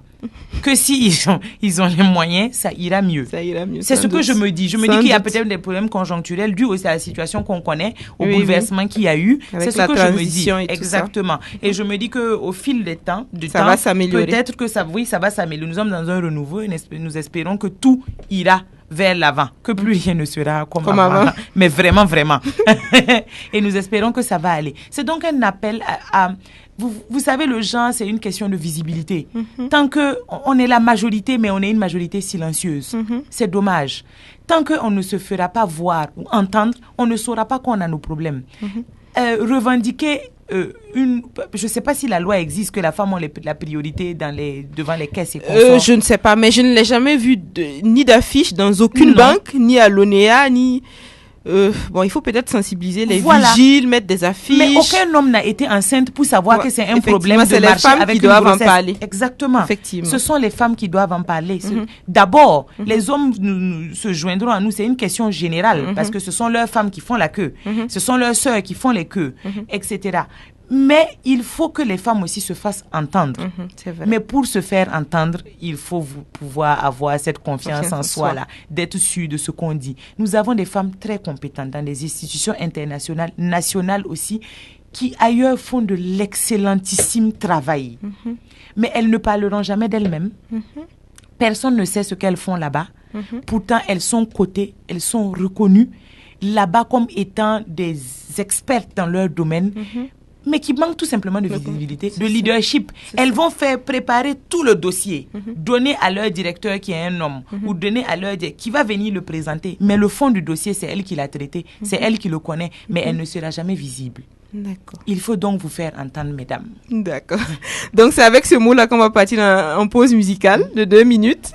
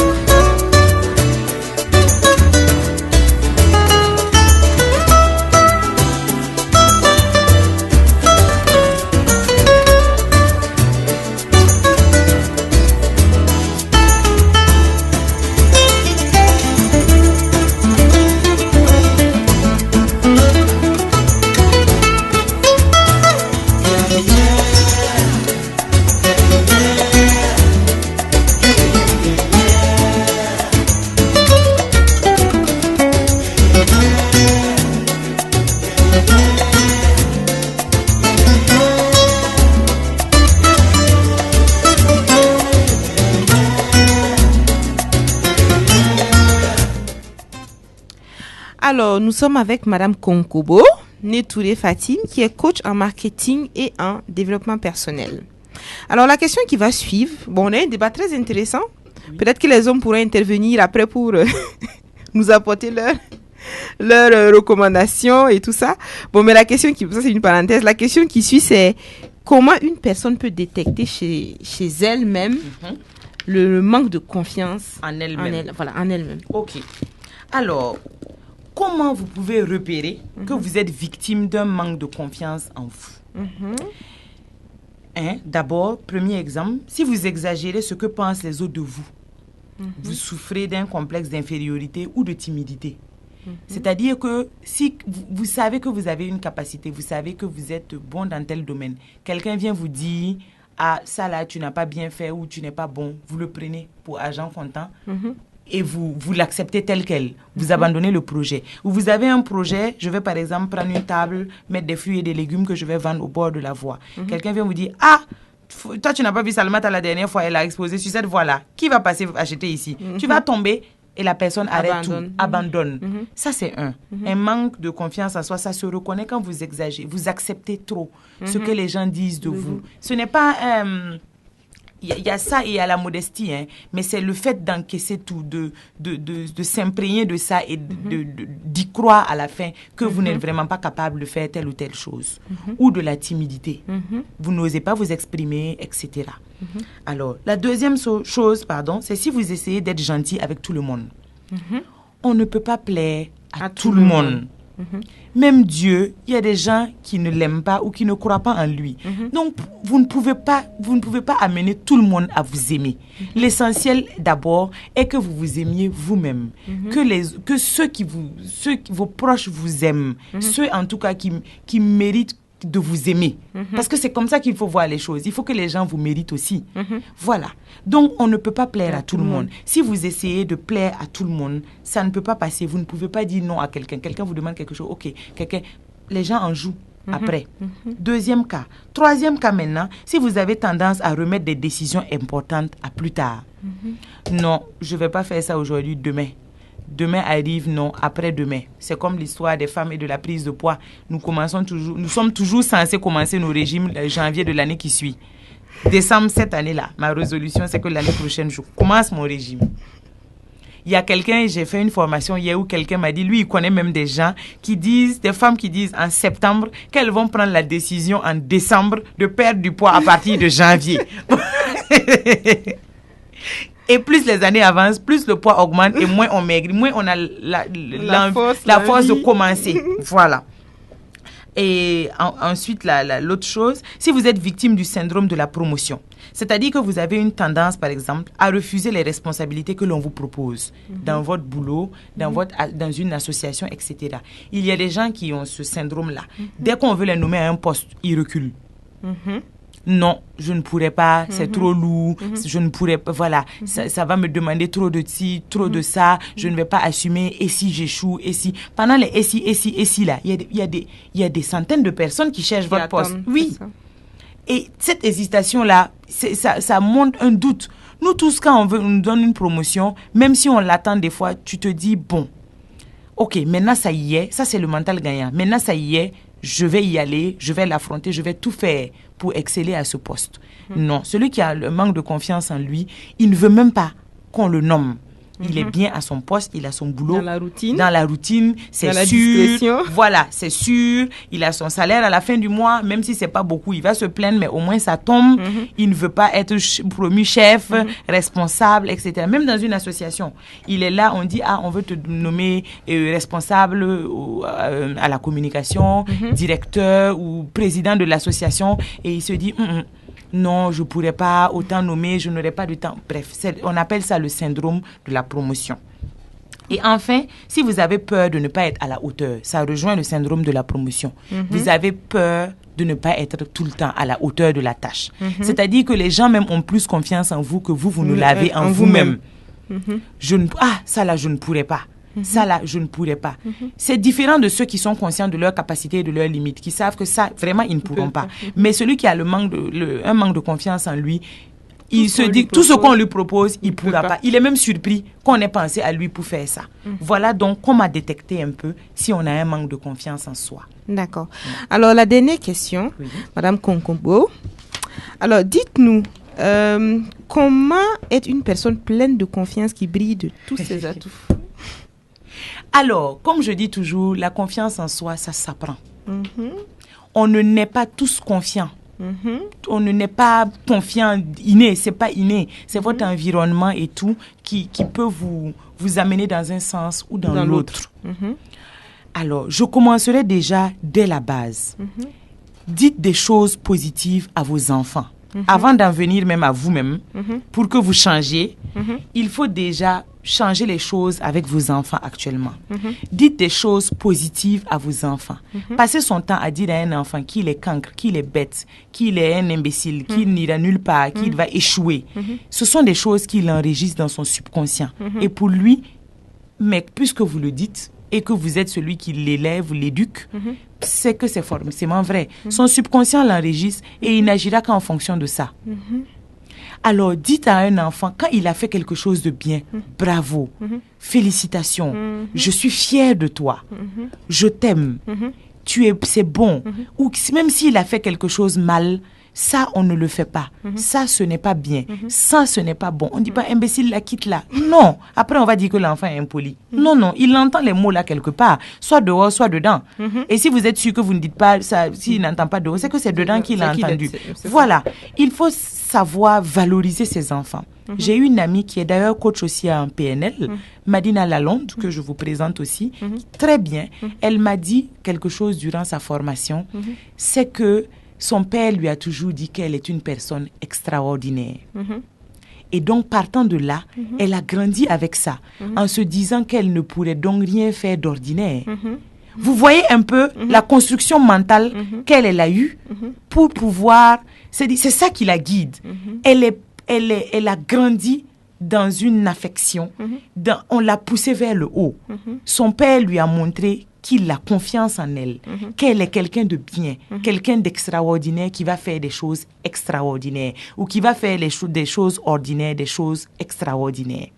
Vous voyez, c'est donc une construction mentale. Ça, c'est pour les enfants. Valorisez-les. Si un enfant n'a pas fait quelque chose de bien, il faut savoir le sanctionner. C'est la base de l'éducation. Mais s'il a fait quelque chose de bien, il faut savoir le reconnaître, le féliciter, lui dire qu'on est fier de lui, lui dire que ce qu'il a fait est bien. Pour qu'il l'enregistre dans son subconscient, lui donner des leçons de vie. Comme je le dis toujours, moi j'étais dans l'école que dirigeait mon père, notamment le lycée de la jeunesse. J'ai fait ma scolarité là-bas de la 6e à la terminale. Ce n'est pas aisé. Beaucoup diront, ah, c'est la fille du directeur, c'est la belle vie. Non, parce que j'avais l'obligation d'être droite, de donner l'exemple. Mais je vous dis, même quand j'étais première de ma classe, mon père mettait toujours sur mon bulletin « peut mieux faire ». Toujours, que je sois première ou pas. Même quand il rentrait en classe, parce qu'il était très taquin, il arrive, il dit, ah, c'est celle-là votre première. Elle là, au royaume des aveugles, les boys sont rois. Mais c'était pour taquiner. Mais surtout mes bulletins, il mettait peu mieux faire. Et une fois, je lui ai demandé, mais papa, je suis première, je vais mieux faire que qui? Il me dit, tu peux mieux faire que toi-même. La seule personne avec qui tu dois être en compétition, c'est toi-même. C'est ça. Ça, c'est une leçon que j'ai gardée. C'est une construction mentale qu'on m'a donnée. Ça, c'est d'un. Savoir diversifier mes activités, par exemple, c'est être polyvalente. L'année de ma 3e, je venais d'une maladie, j'étais fatiguée, j'avais mon examen à passer, etc. Ma moyenne avait baissé et j'ai pu la remonter grâce à du magnésium. D'ailleurs, que je remercie ma mère entièrement pour avoir pensé au fait que ma chute de moyenne était due à un manque de magnésium. Bref, à la fin de l'année, j'ai dit à mon père, cette année, je ne pourrais pas faire de ballet au spectacle de fin d'année parce que c'est une classe de 3e. J'ai un examen à préparer. Mon père m'a dit non, mais dans la vie, tu seras amené à diversifier tes activités. Tu seras mère, tu seras épouse, tu seras collègue, tu seras amené à avoir plusieurs activités en même temps. Donc, si cette année, toi, tu ne peux pas danser et avoir ton BEPC, c'est que tu ne devais pas avoir ce BEPC. Si c'est 2 ballets qui vont te faire échouer au BEPC, c'est que tu ne devais pas l'avoir. Donc, Fatim, tu danseras et tu auras ton BEPC. Donc, j'ai dansé et j'ai eu mon BEPC. C'était une manière de me... Tout ça, c'est de la préparation. C'est une forme d'éducation. Amener l'enfant à avoir confiance en elle-même à un moment donné. Ça, c'est pour les enfants. Donc, sachez féliciter, valoriser vos enfants. Tout en ne tombant pas dans de la gâterie. Quand quelqu'un vient vous dire votre enfant est ici, à vous dire non, mon enfant ne peut jamais faire ça. Il y a un proverbe en Djoula qui dit qu'on accouche un enfant, mais on ne s'accouche pas soi-même. Donc, on ne peut jamais vraiment le connaître. Voilà. Donc, il faut différencier les deux. il faut savoir aussi accepter les critiques et les corriger. Maintenant, pour les grandes personnes, sur ceux qui ont déjà atteint un stade avancé, qui sont à l'heure actuelle et qui ont un manque de confiance en eux-mêmes. La confiance en soi, ça s'apprend. Comme je dis, avant d'avoir confiance en soi, il faut d'abord se connaître. Pour se connaître, j'ai donné des exercices très simples. Donnez 3 qualités, 3 de vos défauts. Vous pouvez le faire continuellement. C'est quelque chose que vous pouvez noter au fur et à mesure de l'évolution de votre vie. Vos qualités, vos défauts changeront. À vous d'amener vos défauts à devenir des qualités. Voilà. De 2, un autre simple exercice. Prenez une feuille et un bic. Notez une de vos plus grandes réussites. Mais n'importe quoi. Ça peut être le fait d'avoir pu pédaler un vélo quand vous étiez petit, le fait d'avoir été nommé président d'une association de votre quartier, le fait d'avoir été nommé président de l'association des parents d'élèves de l'école, le fait d'avoir pu aider une femme à traverser la route, le fait d'avoir pu secourir un enfant en danger, le fait d'avoir été, etc., le fait d'avoir remporté un prix, etc. Notez toujours une de vos réussites. Vous pouvez le faire une fois par mois, une fois par an, mais notez-le. J'insiste sur le fait de noter parce que noter quelque chose, ça concrétise la chose, ça la matérialise. Notez et gardez-le, affichez-le dans votre chambre, dans votre bureau, dans votre douche, quelque part où vous pouvez voir. Chaque année, vous verrez, ou chaque mois, que vos réussites s'accumulent. Et donc, vous amène à vous dire, ah, j'ai fait ça. Donc, je suis finalement quelqu'un de bien. J'arrive à faire ça. Ah, tel jour, j'ai pu faire ça. Vous voyez, ça augmente la conception et la valeur que vous vous donnez à vous-même. Ça, c'est un autre exercice. Ensuite, je dirais, soyez vous-même. Se donner une apparence que nous n'avons pas, ça peut marcher un moment. Mais ça ne peut pas marcher toute votre vie. Quand les personnes se rendront compte que vous n'êtes pas vraiment celle que vous prétendez être, la déception sera tellement grande que vous perdrez des connaissances à vie. Donc, sachez être vous-même, sachez être vrai. Ensuite, osez commencer. Il y a des gens, hier à la formation, il y en a qui m'ont dit, ah, je ne termine jamais rien de ce que je commence. Il y en a qui m'ont dit, moi, c'est même pas que je ne termine pas, c'est que je ne commence même pas. Donc, osez commencer quelque chose. Osez, par exemple, un autre exercice très très simple. Si vous avez un objectif global, essayez de le subdiviser en sous-objectifs. On appelle ça des plans de 5 minutes. Faites des objectifs aussi infime jusqu'à ce que la première étape par laquelle vous devez passer ne doit durer que 5 minutes. Je veux perdre du poids. Je sais que pour perdre du poids, il me faut une alimentation saine, en tout cas plus saine que maintenant. Arrêter de grignoter et faire du sport. Pour faire du sport, par exemple, comment je fais le sport? À vous de décider. Je marche dans le quartier, je m'inscris dans une salle de sport. On ne sait pas. Si vous voulez, par exemple, vous inscrire dans une salle de sport, quelles sont les salles de sport à disposition dans mon quartier? Autorecherche. Tout ça, ce sont des sous-objectifs. Les salles de sport dans mon quartier. OK. Comment je fais pour avoir les renseignements dans cette salle de sport? Est-ce qu'il y a une qui est sur la route du bureau? Est-ce qu'il y a une qui est à côté de la maison? Est-ce que j'ai le numéro? Le premier plan de 5 minutes que vous avez est de trouver le numéro de la salle de sport ou de vous y arrêter pour prendre une information. Ça ne dure que 5 minutes. Et même pas des fois. Appeler, prendre. Ça, c'est le premier objectif qui va vous amener à prendre les renseignements, puis à vous inscrire, puis à aller dans la salle de sport, à commencer le sport peut-être 15 minutes, 20 minutes, puis 30 minutes, puis 45 minutes, puis 1 heure par jour ou 3 fois par semaine. Et ensuite, vous aidez maintenant à perdre du poids. Vous voyez que le fait d'appeler est un sous-objectif, d'un sous-objectif, d'un sous-sous-objectif de votre perte de poids. Donc, subdivisez toujours le problème en petits objectifs faciles à atteindre pour le simplifier. Ça, c'est aussi une méthode. L'autre, c'est de se féliciter. Savoir se féliciter. Vous avez fait quelque chose de bien, quelqu'un vous le dit, quelqu'un vous ne le dit pas. Tu te dis, ah ma chérie, bravo. Ça fait du bien. Je vous assure que ça fait du bien. Il y a beaucoup d'employés aujourd'hui, des gens qui travaillent pour d'autres personnes qui se sentent complètement dévalorisés parce qu'il n'y a jamais de félicitations qui vient après un boulot. Donc, ils se recroquevillent, leur rendement baisse et les patrons ne sont pas tous psychologues, c'est dommage. Tout le monde est patron, mais tout le monde n'est pas manager. Voilà, tout le monde n'est pas leader. Donc, voilà. Mais même si quelqu'un ne le reconnaît pas, il faut savoir se féliciter. Je rappelle encore, ce n'est pas de l'excès de zèle, ce n'est pas de l'autosatisfaction permanente, un manque d'humilité, non. Il y a des choses, quand vous-même vous faites, vous savez que ça vous a demandé un effort surhumain, que vous avez pu affronter et que vous avez fait. Donc, sachez vous féliciter. Ça fait du bien. Essayez une fois et vous verrez l'effet que ça aura sur votre journée. Voilà, dites-vous bravo de temps en temps. Ensuite, et enfin, je dirais, et la chose la plus importante, positivez. Restez optimiste. Dans toute chose, voyez le verre à moitié plein et non à moitié vide. Dites-vous qu'il y a toujours un potentiel, il y a toujours quelque chose, une opportunité à saisir. Le verre n'est pas plein, il sera plein, il se remplira, mais il n'est pas vide. Non, il est quand même à la moitié, il y a quand même quelque chose. Sachez positiver et soyez optimiste. Et enfin, l'échec. Changez le mot échec en insuccès.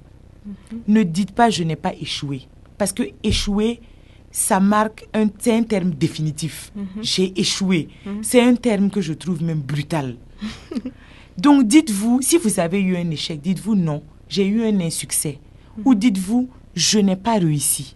Je n'ai pas encore réussi. Vous voyez, ça ouvre une possibilité. Il y a une grande différence entre j'ai échoué et je n'ai pas encore réussi. Ça, c'est vrai. Donc, voilà ce que je peux dire. Voilà quelques pistes que je peux donner aux gens pour une amélioration de leur confiance en eux-mêmes.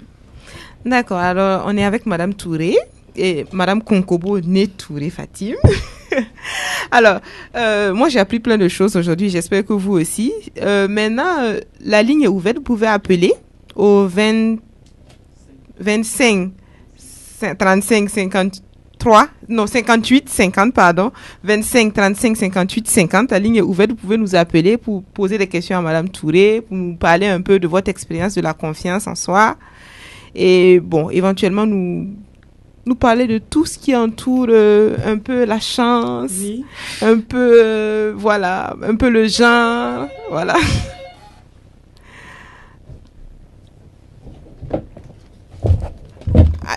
Allô? Oui, bonjour madame. Oui, bonjour. Je m'appelle Moustapha Chombiano. Oui. J'ai une question pour madame Touré. Oui. Je vous écoute, monsieur Tombiano. Alors, qu'est-ce qui empêche certaines personnes de réussir? C'est parce qu'ils n'osent pas entreprendre. Si on n'ose pas, on ne peut pas échouer. Il y a le slogan, par exemple, du loto français qui dit 100% des gagnants ont participé. Pour gagner, il faut participer. C'est juste ça. Le fait de commencer, d'oser commencer. À la fin, il y a une citation de Mandela qui dit « Je ne perds jamais. Soit j'apprends, soit je gagne, soit j'apprends. » Et c'est ça qui doit guider les gens. Madame Touré, oui. Vous voulez dire par là qu'il faut chasser la peur? Exactement. Il faut savoir la dompter.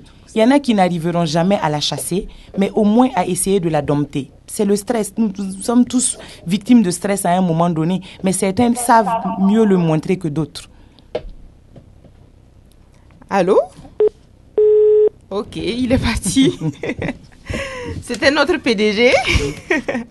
Ok, est-ce qu'il y a d'autres questions? N'hésitez pas à nous appeler 25 53 58 50. 25 53 58 50. N'hésitez pas à nous appeler. Mais en attendant, Madame Konkobo, vous allez nous parler de la fond. Ok, on a un auditeur. Allô? Ah, ok. Allô? Je crois que c'est le 25, 35, 58 deux fois. Oh, oui, c'est vrai. 25, 35, 58, 58. 58, d'accord, merci. 58, 58, madame. Merci. Je vous aide. Hein, celui qui réalise l'émission devrait vous le dire, monsieur Ida. Oui, c'est vrai. Donc il dort.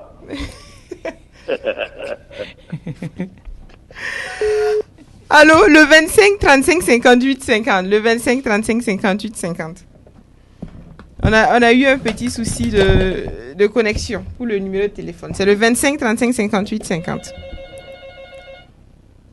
Oui, allô? Allô? Oui.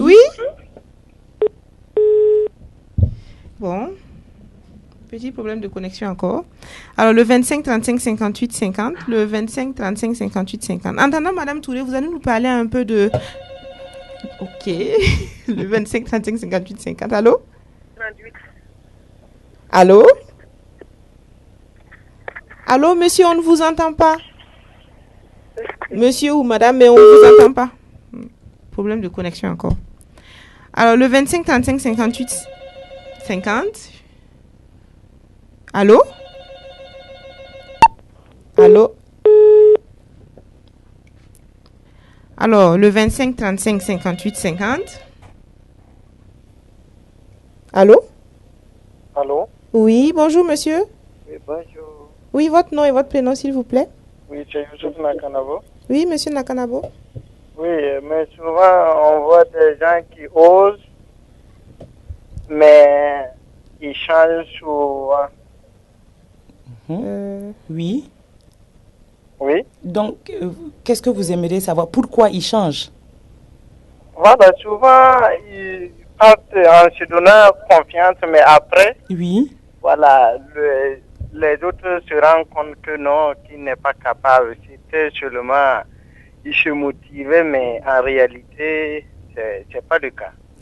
Vous voyez, dans votre question déjà, vous m'avez donné une réponse. Quand vous Oui. dites les autres se disaient qu'il n'est pas capable, c'est parce qu'il a cru, il a fini par se laisser, fini à croire à l'entourage qui lui disait des choses négatives. Les gens qui n'ont pas confiance en vous en général, ce sont des proches, hein, mais ce ne sont pas des gens en général qui vous veulent du mal. C'est des gens qui veulent vous protéger, qui vous disent « Ah, si tu entreprends telle chose, est-ce que voilà, ça peut ne pas marcher? Un tel a essayé, ça n'a pas marché. » C'est des gens qui essayent de vous protéger en général. Voilà. Oui. Mais souvent, on peut te guider, tu vas, mais en réalité, voilà, tu n'es pas très capable de réaliser. Le projet. Oui, oui. Mais c'est parce que dès la base, vous ne vous connaissiez pas vraiment et que vous n'aviez pas vous-même autant confiance à votre projet que ça. Alors, il y a deux cas. Un projet peut marcher ou ne pas marcher. Mais tout dépend de ce que vous ferez, de votre insuccès en ce moment-là. Par exemple, si le projet marche, tant mieux, vous évoluez. Si le projet ne marche pas, il faut savoir se dire pourquoi ça n'a pas marché. Et savoir corriger pour que le projet suivant marche. S'il ne marche pas, il faut recommencer un autre, jusqu'à ce que le projet marche un jour. Tant que vous y croyez, ça peut marcher. Donc, on peut dire souvent, c'est de façon aléatoire, il suffit d'essayer. Exactement, il suffit d'essayer. Tant qu'on n'essaye pas, on ne peut pas échouer. On ne peut pas avoir un insuccès. On ne peut pas manquer quelque chose. Si vous n'essayez pas, vous ne pouvez pas. Et après, il faut comprendre pourquoi ça n'a pas marché. Exactement. Aussi. Avant de recommencer, il ne faut pas recommencer la même chose. Oh, il est parti. Mais je pense qu'il a eu la Merci, réponse monsieur Nakanambo. à sa question. Oui. Alors, le 25 35 58 50 ou le 25 35 58 58. Ok. Donc, en attendant, Madame Konkobo, vous allez nous parler un peu de la fondation de votre père. Bon, j'insistais depuis tout à l'heure pour en parler. Oui. Mais on avait plein de gens qui appelaient, ça coupait. Alors, parlez-nous un peu de la fondation de votre père. Parlez-nous un peu de votre père. Ok. Bon, on a quelqu'un au bout du fil. Allô? Allô? Bon. Alors, vous allez un peu nous parler de la fondation de votre père. Ok.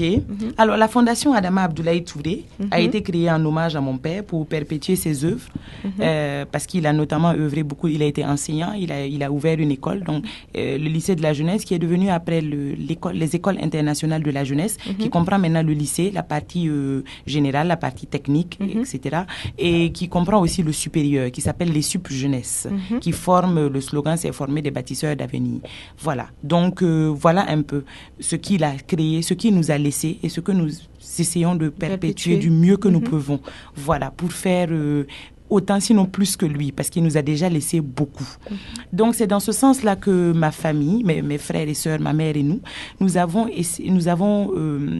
fondé cette fondation en janvier 2013, donc, non, en janvier 2014, pour poursuivre ses œuvres. Parce que nous nous sommes rendus compte après son départ qu'il faisait des œuvres sans même que nous nous en rendions compte. Il donnait des formes de bourse à des élèves qui étaient dans des difficultés à un moment donné dans son école, qu'il ne faisait pas payer ou dont il réduisait les frais de scolarité. Nous l'avons appris comme ça quand les gens venaient pour nous saluer pendant la période de deuil. Donc voilà pourquoi cette fondation. Donc la fondation s'appelle Fondation Adama Abdoulaye Touré pour la science et l'éducation. On octroie des bourses. Nous faisons des dons. Nous avons eu à faire des dons à un professeur à Dori. Nous avons fait un don à l'école primaire de Kamti l'année dernière. Nous avons beaucoup d'ailleurs. Actuellement, c'est la période d'octroi des dons. Et la fondation est située donc à Dassasgo, juste derrière le lycée de la jeunesse même. Et vous pourrez vous situer parce que c'est comment dirais-je, c'est les informations. Il y a une pancarte qui affiche et qui indique. Voilà. Donc, de toute façon, vous aurez toutes les informations après sur le site de Horizon FM, exactement. Que ce soit à l'adresse de Madame Konkobo, oui, ou que ce soit à l'adresse de la fondation. Oui, on se fera un plaisir de vous mettre ça sur le site de Horizon FM. Merci. Donc, je rappelle un peu le numéro aussi, le 25 35 58 50, le 25 35 58 50.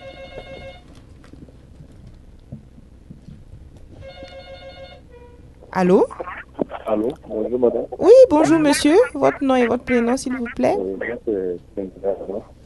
Pardon, on vous entend pas bien. C'est Bonnet Adama. Vous m'entendez? Oui. Voilà, en fait, en tout cas, c'est pour présenter en tout cas certaines choses et puis en tout cas poser une autre question aussi à la dame. Oui. Voilà, mais d'abord c'est pour l'encourager parce que j'aime ces gens d'émission. Oui. Voilà, ça forme beaucoup la jeunesse. Merci beaucoup. Voilà. Merci. En fait, moi, en tout cas, je fais 2 formations dans mes habitudes, mais je fais 2 formations présentement. Je fais une formation en master et je fais une autre formation en communication. Ok. Bon, certaines personnes trouvent que c'est bon, j'en fais trop, presque je pars, faire une formation à gauche, une autre formation à droite, et bon, je dois arrêter ça, puis je ne sais pas.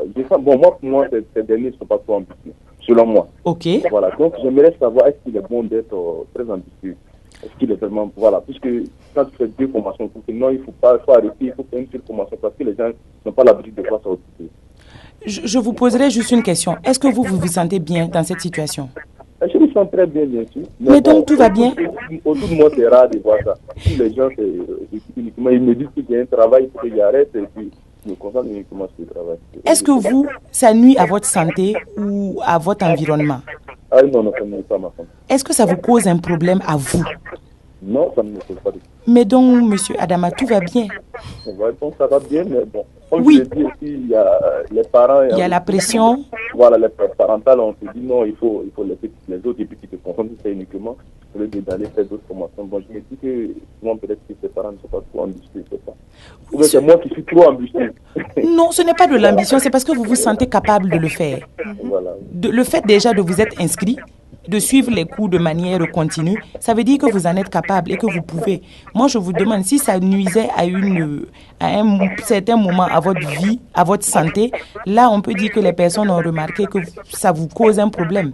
Ces personnes-là, c'est pas un manque d'ambition, hein. C'est une construction mentale. Ils ont grandi comme ça, ils trouvent que vous en faites trop tout le temps. Et ils essayent de vous protéger, en fait, de vous-même. Pour eux, c'est une attitude de protection. Mais tant que vous êtes convaincu de ce que vous êtes en train de faire et de l'objectif, de ce pourquoi vous êtes en train de faire ça, tout va bien. Parce que tout dépend de votre objectif. Oui. Merci. Vraiment, c'est une belle émission. J'espère que ça va se poursuivre. Merci beaucoup, monsieur Adama. Au revoir. Merci à vous aussi. Alors, le 25 35 58 50 ou le 25 35 58 58. Allô? Oui, allô, bonjour madame. Oui, bonjour monsieur, votre nom et votre prénom s'il vous plaît. Oui, moi c'est Ouedraogo Paul. Oui, monsieur Ouedraogo. Oui, sinon c'était par rapport à votre émission. Voilà, concernant le manque de confiance en soi là. Oui. En tout cas, c'était quelque chose qui me travaillait en tout cas beaucoup. Oui. Voilà, bon, puisque moi je travaille avec mon patron. Et à chaque fois, il nous disait que, vraiment, il n'y a pas du travail à Ouara. Si vous faites, il y a des gens qui viennent chez moi pour chercher du travail. Oui. voilà, si vous ne voulez pas, bon, je vais les embaucher et puis bon, vous allez quitter. Bon, vous savez que si vous laissez le travail... C'est la menace courante. Oui. Voilà, voilà. Donc, bon, nous étions dans ça, bon, vraiment, chacun était goitré, bon, vraiment, c'était difficile. C'est pas facile. Et à un moment donné, bon, on s'est dit, mais si on sortait, on n'allait pas mourir, hein. Oui. Donc, on a pris les taureaux par les cornes. Oui. Et effectivement, bon, au bout d'une année, bon, on voyait que ça allait, hein. Bon, moi, je me dis que, en tout cas, tous ceux qui sont dans ce genre de situation, oui. Bon, en tout cas, c'est seulement la confiance. Il faut avoir confiance. En tout cas, bon, comme disait un là, dans une autre radio. Et bon, par exemple, bon, qu'est-ce que je vais dire? Il disait que Ouagadougou, bon, ou bien le Burkina Faso était un pays en voie de développement. Oui, exactement. Il y avait beaucoup à faire. Que quelqu'un qui a eu la chance de... Allô? Bon, mais j'imagine que me laisse, donc... d'accord. Merci beaucoup. Voilà. Oui, bon, donc, merci beaucoup pour votre intervention et pour votre exemple. Et bon courage. Merci beaucoup. Merci. Merci beaucoup. Au revoir. Bonne journée. Merci, pareillement. Merci. Alors, je rappelle le numéro, le 25 35 58 50. Monsieur Ouedraogo voulait développer, mais malheureusement... Ah, mais son exemple est très bien. Est très bien, oui. Allô? Allô? Oui, bonjour. Alors, le 25 35 58 50, le 25 35 58 58. Donc, je rappelle que vous allez avoir le numéro de Madame Konkobo sur notre site Horizon FM. Allô?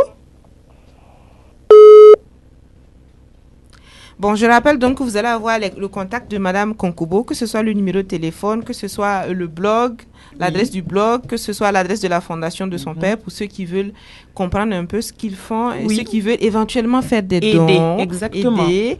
Alors, c'est avec un grand plaisir qu'on va vous mettre l'adresse sur le Facebook de Horizon FM. Alors, allô? Le 25 35 58 50 ou le 25 35 58 58. Le 25 35 58 50 ou le 25 35 58 58. Alors, je reçois Madame Konkobo, qui est coach en marketing et en développement personnel. Oui. J'espère que tout ce qu'elle a dit, ça vous a aidé. En tout cas, moi, j'ai appris beaucoup de choses. J'insiste surtout par rapport aux femmes. J'espère qu'elles ont appris quelque chose, qu'elles se mettront en valeur, qu'elles auront plus confiance en elles. Et j'espère qu'elles vont appeler. Et qu'elles vont appeler aussi. Parce que je remercie les hommes qui nous ont appelés. C'est vraiment sympathique. Allô? Oh bon, peut-être que c'est une femme qui essaie de nous appeler. En fait, on comprend pas. Bon, en tout cas, on aimerait qu'une femme intervienne quand même parce que, bon, on a insisté un peu sur la partie genre, justement, parce qu'on s'est dit que les femmes avaient besoin d'entendre. Et des partages d'expériences, comme vient de le faire Monsieur Ouedraogo, pour vous permettre que tout est possible tant que vous le voulez. Voilà. Donc, je rappelle le numéro, le 25 35 58 50 ou le 25 35 58 58. Le 25 35 58 50 ou le 25 35 58 58. Voilà, donc on attend vraiment les appels des femmes. Bon, et des hommes aussi. Et des hommes aussi. Mais c'est ce qu'on dit toujours, il faut que les femmes se fassent entendre pour qu'on puisse savoir quelles sont leurs difficultés, comment on peut les aider, comment on peut les accompagner. Parce que c'est ce que vous avez dit tout à l'heure, qui ne dit rien. Qui ne dit mot consent. Ce joli adage-là.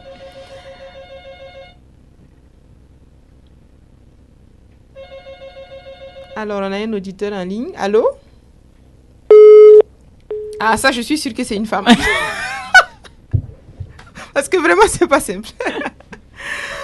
Ok, donc on va un peu parler encore de la fondation. Oui. Mais la question que je vais vous poser, c'est quels sont les genres de dons, par exemple, que les gens peuvent faire à la fondation? En nature ou en numéraire? En nature ou en numéraire. Pour octroyer des bourses. D'accord. Oui. D'accord. Allô? Oui, allô? Oui, bonjour monsieur. Éloignez-vous un peu de votre radio. Ok. Oui. Oui. Ou bien vous coupez un peu la radio. Ah, d'accord. Voilà, parce qu'il y a... Oh, c'est ça, il a coupé la radio et le téléphone. Bon, c'est pas grave. Le 25 35 58 50. Le 25 35 58 50, voilà. Allô? Allô? Allô? Allô? Ok. Le 25 35 58 50 ou le 25 35 58 58. On espère que vous allez pouvoir nous rappeler. Alors, le 25 35 58 50, le 25 35 58 58. Donc, la fondation, Madame Konkobo, c'est essentiellement des bourses. Essentiellement des bourses et des dons dans des établissements scolaires. Oui, du Burkina, je précise. Burkina. Oui, dans tout le Burkina. Ce n'est pas que Ouagadougou. Oui. Alors, on a un auditeur en ligne. Allô? Oui, bonjour. Ah, bonjour, madame. Oui, comment ça va? Bien. Oui, ça va bien. Votre nom et votre prénom?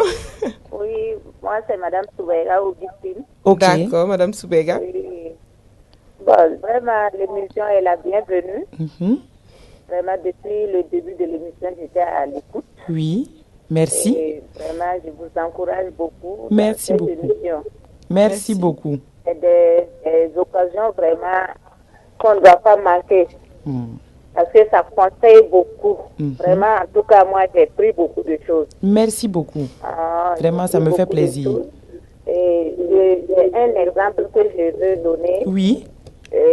J'étais dans un service il y a un peu longtemps quand même. Et avec des collègues. Moi, je suis fonctionnaire. Ok. Il y avait des contractuels parmi nous. Et quand les contractuels manifestaient leur... je ne sais pas comment je vais expliquer. Oui. Quand elles demandaient aux propriétaires de les comment on dit quand de renouveler allocation familiale. Là. Oui. Oui. Quand elle demandait au monsieur de les intégrer à l'allocation, ils refusaient. Ok.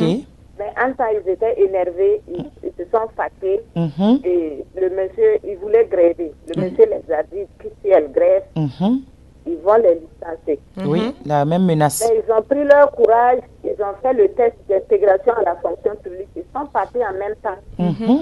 Ça faisait pitié quand même. Oui. Cette année-là, mais moi, j'étais contente parce que c'était pas de leur faute. Comme elles avaient la confiance en elles, ils ont pris leur courage et puis ils sont partis. Je pense que les conseils de Madame Konkobo quand même sera beaucoup de choses ce matin-là. Ah, vraiment, je suis très contente. Les gens vous sont à l'écoute. On espère. Beaucoup tireront vraiment intérêt. J'espère vraiment. Moi, je suis contente. Et j'aimerais quand vous allez partir, Madame Konkobo, que vous laissez votre numéro là. D'accord. Pour qu'on puisse prendre au moins en cas de besoin. Oui, d'accord. Elle va vous donner le numéro. Elle va vous donner le numéro de téléphone à la fin de l'émission. Pas de problème. Okay. Merci beaucoup à vous. Ok, bonne journée. Merci beaucoup. Excellente journée. Merci. Courage, merci beaucoup. Au revoir. Merci. Alors justement, Madame Konkobo, elle a encore parlé de la problématique du droit du travail. On espère qu'on aura l'occasion de faire une émission sur le droit du travail au Burkina parce que c'est vraiment les chefs d'entreprise et les patrons font un peu n'importe quoi. Oh, il est parti. Alors, c'est vraiment dommage parce qu'on remarque qu'aujourd'hui, les chefs d'entreprise menacent pour rien. Ils ne déclarent pas à la caisse, ils ne payent pas les allocations. Donc, on espère franchement qu'on aura l'occasion de... Je suis en train de travailler justement avec le PDG pour qu'on ait quelqu'un qui va nous parler un peu du droit du travail. Très bien. Et c'est pas évident, parce que d'après les informations qu'on a déjà, je pense que c'est un texte qui date de... Mon Dieu. De 1800 ou c'est 1900 quelque chose. C'était de l'esclavage maintenant. Voilà, nous on était même pas nés, qui sait. Donc on a un auditeur en ligne. Allô? Allô? Oui, bonjour monsieur. Bonjour. Oui, votre nom et votre prénom s'il vous plaît.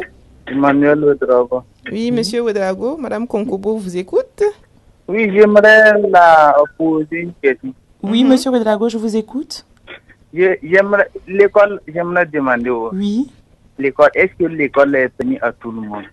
L'école, non, l'école n'est pas la seule voie de réussite. Bien heureusement. Sinon, en Afrique, nous serions très en arrière. Le taux d'alphabétisation est tellement bas que si l'école était la seule voie de réussite, nous ne nous en sortirions pas. L'école est un moyen tout le monde ne fait pas l'école, tout le monde n'a pas envie de faire l'école. Les statistiques montrent que, notamment en Occident, 45% des PDG, chefs d'entreprise, ont le niveau bac ou inférieur au bac. Ah oui, les plus riches n'ont pas le bac. Oui, exactement. C'est des gens qui ont su très tôt ce qu'ils savaient faire, qui ont su très tôt ce qu'ils voulaient faire et qui se sont lancés dedans. C'est tout simple. C'est comme si vous avez un enfant, il vous dit ça là, je veux pas faire. Ne le poussez pas dans des filières qu'il ne va pas maîtriser. Laissez-le, demandez-lui le métier. Voilà, qu'est-ce que tu veux faire? Avant, le métier manuel était vu comme quelque chose de pas bien ou destiné au cancre, alors que non. Il y a des gens qui font des métiers manuels qui aiment ça. Ça peut même le motiver en lui disant « Ah, mais si tu as le bac, tu pourras mieux faire tel métier. » Ou si tu as le BPC, tu pourras mieux faire tel métier. Ou sinon, vous l'orientez, il fait ce qu'il aime et vous verrez que s'il fait de sa passion son métier, il en vivra beaucoup mieux. Puis il y a mon vieux qui m'a dit que non, que l'école c'est pauvre. Puis j'ai vécu ce cas-là, j'ai essayé, ça n'a pas marché. Ok. Bon, j'ai dit que je vais refaire. Bon, je suis parti au village, on m'a dit que là, ce que j'ai là, oui, il faudrait que moi j'essaie de voir ce que je peux faire. J'espère que c'est pas obligé que moi je fréquente. D'accord. Ça dépend de ce qu'il veut. Oui, tout dépendra de ce que M. Ouedraogo veut faire lui-même. C'est ça. Sinon, ce n'est pas que l'école qui peut lui permettre d'atteindre ses objectifs. Voilà, donc Madame Konkobo.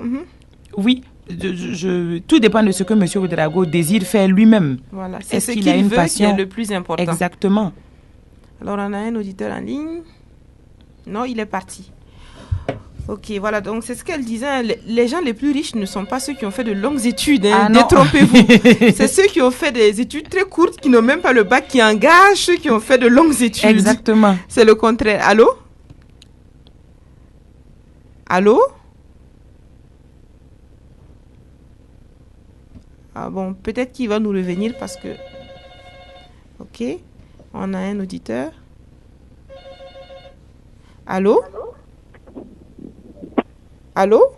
Oui, allô. Oui. Bonjour. Bonjour, monsieur. C'est M. Ouedraogo qui vous revient. D'accord. Ok. Bon, puisque je n'ai pas eu le temps de vous féliciter. Okay. Merci beaucoup, M. Ouedraogo. Voilà. Oui, mais avant cela, je voulais aborder un autre truc là. Oui. Bon, c'est un sujet que vous avez débattu là-bas. Oui. Voilà, c'était par rapport en tout cas au problème de genre là. Oui. En tout cas, quand vous parlez, vraiment, j'étais un peu mal à l'aise. Pourquoi? Parce que bon, vous voyez, je ne connaissais pas tout ça. Bon, puisque moi je me disais, bon, si je suis le premier, bon, c'est moi, j'ai le droit de passer. Mais comme vous avez donné l'éclairage, oui. En tout cas, je trouve vraiment que, en tout cas, c'est quelque chose qu'on doit appliquer au Burkina aussi. Merci beaucoup. Merci d'en prendre conscience. Et on est content que ce soit un homme qui le dise. Exactement. Non, puisque moi-même j'ai une femme. Oui, voilà, c'est ça. Mais auparavant, je n'avais jamais réalisé cela. C'est pas simple. Donc, vraiment, c'est vraiment, en tout cas, c'est très bien. Merci beaucoup, monsieur Ouedraogo. Mais bon, voilà, bon, pour finir, je vais en tout cas vous féliciter pour l'émission. Voilà, en tout cas, ça va en tout cas apporter beaucoup, en tout cas, beaucoup qui vous écoutent à l'heure là. Merci, on espère vraiment, monsieur Ouedraogo. Merci. Bon courage à vous. Merci. Ok, merci, monsieur Ouedraogo. Merci beaucoup. Bonne journée. Voilà, donc pour revenir à ce que le monsieur l'a dit tout à l'heure par rapport à l'école, moi je dis toujours, vous savez, j'ai des petites sœurs, en fait, quand je dis petites sœurs, c'est des filles moins âgées que moi, qui ont le bac ou qui n'ont pas le bac, mais qui s'efforcent à faire l'école, à faire le bac 6 fois, 7 fois, bon. En se disant que c'est la seule voie. On peut être persévérant, mais il faut se dire aussi que on n'est pas obligé tous d'aller à l'école. Il ne faut pas faire un doctorat en terminale. Voilà, ça veut dire que 7 ans, c'est 7 ans pour faire le doctorat et vous n'allez pas faire 7 ans en terminale. Si vous pouvez apprendre la couture, vous pouvez apprendre la coiffure, vous pouvez apprendre la pâtisserie, vous pouvez apprendre la cuisine. Pourquoi vous limitez à seulement l'école? Et même les BTP, il y a des filières en BTP où vous pouvez rentrer en 3e, en seconde ou en première.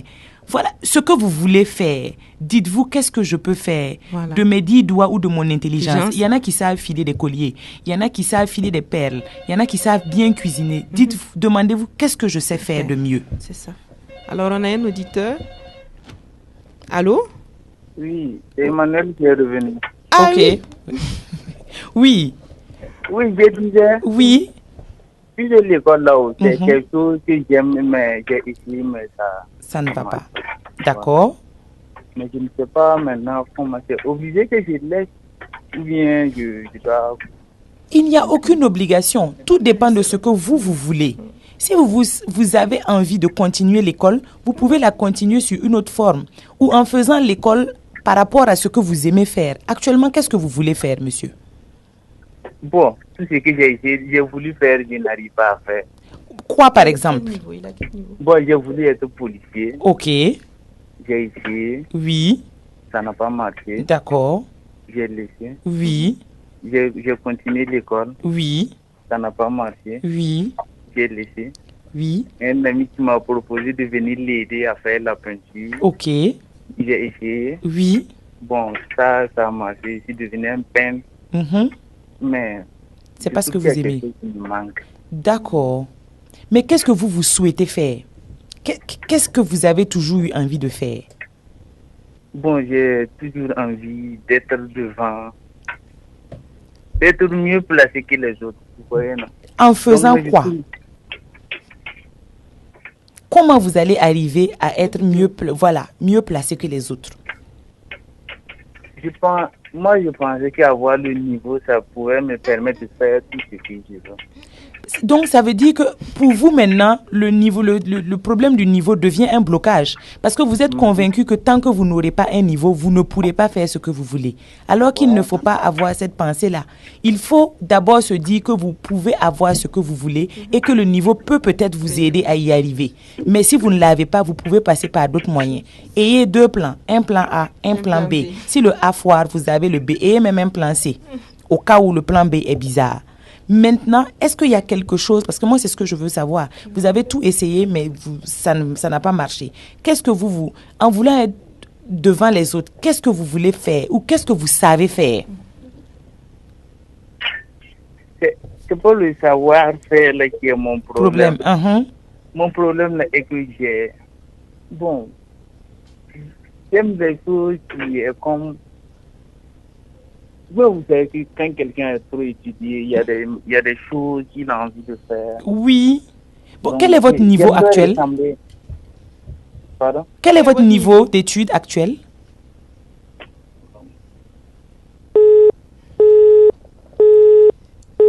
Bon, peut-être qu'il va nous revenir. Peut-être qu'il va nous revenir pour mieux expliquer ça, parce la que, chose. Voilà, oui. pour que Madame Congo puisse l'aider. Alors, il nous reste 10 minutes pour la fin de l'émission.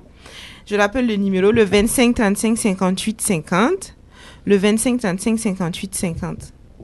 Voilà, donc c'est ce que Madame Konkobo disait. Le plus important, c'est de faire ce qu'on aime. Exactement. Voilà, c'est ça qui est le plus important.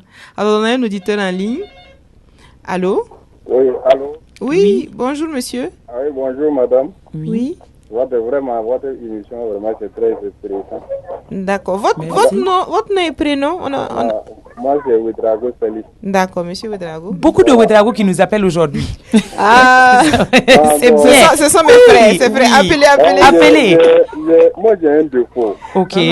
Donc, je n'arrive pas à combattre ça. C'est lequel? Voilà. Moi, je suis quelqu'un très sentimental. Ok. Si quelqu'un vient me voir ses problèmes, je résous. Bon, vraiment, ça fait que ça joue sur mon travail, puisque moi, je suis un couturier. Ok, vous ne savez pas dire non. Voilà, même selon les prix, là, quand ils viennent, elle est tenue comme ça, ou bien les pagnes, en disant les prix, bon, en me demandant pardon, bon, je descends le prix, là, jusqu'à, bon. Ça ne vous arrange plus. Ça ne m'arrange pas, mais je fais. Monsieur Ouedraogo, vous êtes gentil. Je ne pas combattre ce défaut-là. Ok. Vous allez nous dire votre atelier de couture, là, où après? Alors, monsieur Ouedraogo ça a coupé. Mais je peux vous donner un exercice à faire, monsieur Ouedraogo, si vous nous écoutez. Si quelqu'un vient, par exemple, vous voir, bonjour, j'ai ma tenue là à coudre, est-ce que tu peux la coudre? Si vous ne pouvez pas, dites, ok, tu as amené. Reprenez toujours la phrase de la personne et terminez en disant, je ne peux pas. C'est-à-dire, j'ai amené ma tenue à coudre. Est-ce que tu peux me la coudre? Merci d'avoir amené ta tenue à coudre, mais actuellement, je ne pourrais pas te la coudre. Ou je ne pourrais pas te la coudre pour cette semaine. La personne va dire, pourtant j'ai un mariage, c'est important, il faut que tu me fasses ça, tu ne peux pas me faire ça. Voilà. Vous direz, je sais que tu as un mariage cette semaine, c'est important, j'ai d'autres engagements, je ne pourrais pas coudre ta tenue cette semaine. La personne va dire, vraiment, toi, tu sais ce que tu fais à tes clients, moi je suis ta bonne cliente, si tu fais, je ne vais pas revenir ici. Hein. Je dis, vraiment, je sais que vous êtes une très bonne cliente et j'espère vraiment vous revoir. Mais pour cette semaine-là, je ne pourrais pas coudre cette tenue-là pour cette semaine. La semaine prochaine, d'accord. La semaine prochaine, d'accord. Mais cette semaine, je ne pourrais pas. Mais je sais que tu es une bonne cliente. Elle va insister, supplier. Mais reprenez toujours sa phrase en terminant. Parce que c'est comme ça que vous faites. Après, on dit que tous les tailleurs sont faux là. Oui, parce que vous ne savez pas dire non. Et il ne faut jamais vendre à perte. Ce que vous faites là, ce n'est pas une œuvre caritative, Monsieur Ouedraogo. Vous avez une société, qui doit prospérer. Vous avez vos charges aussi. Donc, il faudra savoir à un moment donné. Si vous ne savez pas dire non de manière cash et franche, tout le monde ne peut pas le faire. Il faut savoir avoir des techniques pour dire non. Donc, reprendre la phrase de l'autre et finir toujours par « je ne pourrais pas ». Essayez. Et j'espère que ça marchera. Mais persévérez. Il ne faut pas qu'après, quand on vous supplie et que la personne commence à pleurer ou à faire semblant de pleurer ou à vous menacer de ne plus revenir, que vous cédiez. Si votre franchise là, va tellement la surprendre qu'elle va revenir encore.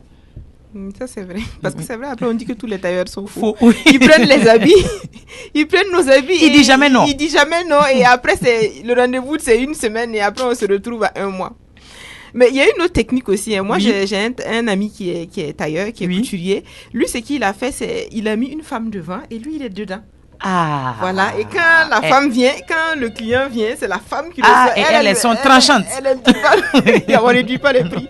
On est un auditeur, allô? Oh, il est parti. Donc voilà, donc s'il met une femme devant et lui il est dans l'atelier de couture dedans, donc quand la femme vient, on voit même pas le patron. Oui. On dit non, il est sorti. Voilà le prix, voilà. On discute pas. On discute pas. Ce sont nos prix. Oui, comme ça c'est plus facile aussi. Donc il reste 5 minutes pour la fin de l'émission. Je rappelle le numéro, le 25 35 58 50, le 25 35 58 50, le 25 35 58 58. Allô? Alors, bonjour. Oui, bonjour monsieur. Et moi, c'est Salif Nana. Oui. En tout cas, vraiment, l'émission, en tout cas, ça m'a beaucoup touché. Merci. Et c'est ma première fois aussi d'appeler à la radio aussi. D'accord. On espère que vous allez appeler souvent. Hein? Oui. Parce que depuis que chaque matin, j'écoute Horizon FM à chaque fois, même aujourd'hui, là, ça m'a beaucoup touché parce que l'émission m'a trop ouvert les yeux. Ok. Et c'est la conscience de soi-même. Voilà, c'est ça seulement qui me travaillait un peu. Ok. Voilà, pour réaliser beaucoup de choses. Moi-même, je suis en train de réaliser beaucoup de choses, mais à chaque fois, si je fais, je ne donne pas, après je doute de ce que je viens de faire là. Ok.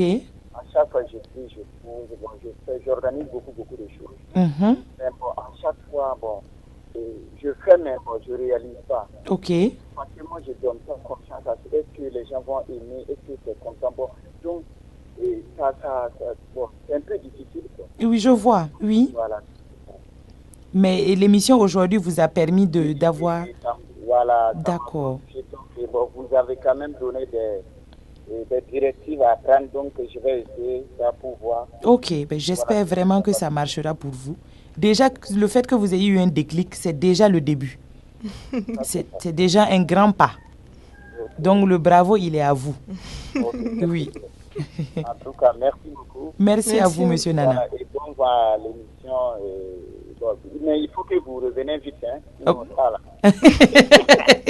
D'accord, peut-être que Laetitia va m'inviter encore.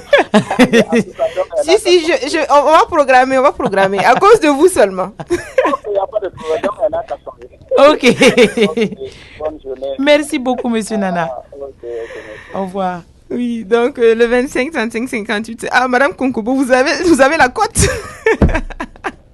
Monsieur Nana j'ai eu l'honneur que Monsieur Nana appelle pour la première fois à la radio. À cause de vous, hein. Merci beaucoup. Ok, donc le 25 35 58 50. Il reste 3 minutes pour la fin de l'émission. On va peut-être prendre un dernier auditeur si quelqu'un se manifeste. Donc le 25 35 58 50 et le 25 35 58 58. Allô? Oui, allô, Madame Konkobo? Oui. Bonjour. Je vous Bonjour. Je vous remercie d'être là pour vraiment donner des conseils à plusieurs personnes. Merci. Au peuple surtout. Mais vous n'avez pas dit votre prénom. Moi, c'est Kaboré Edouard. Ok, monsieur Kaboré. Voilà. Kaboré Tilado Edouard. Ok. Voilà. Merci beaucoup. Vraiment, je vous ai écouté depuis ce matin. Ok. Ça me va droit au cœur. Merci. Tout ce que vous dites.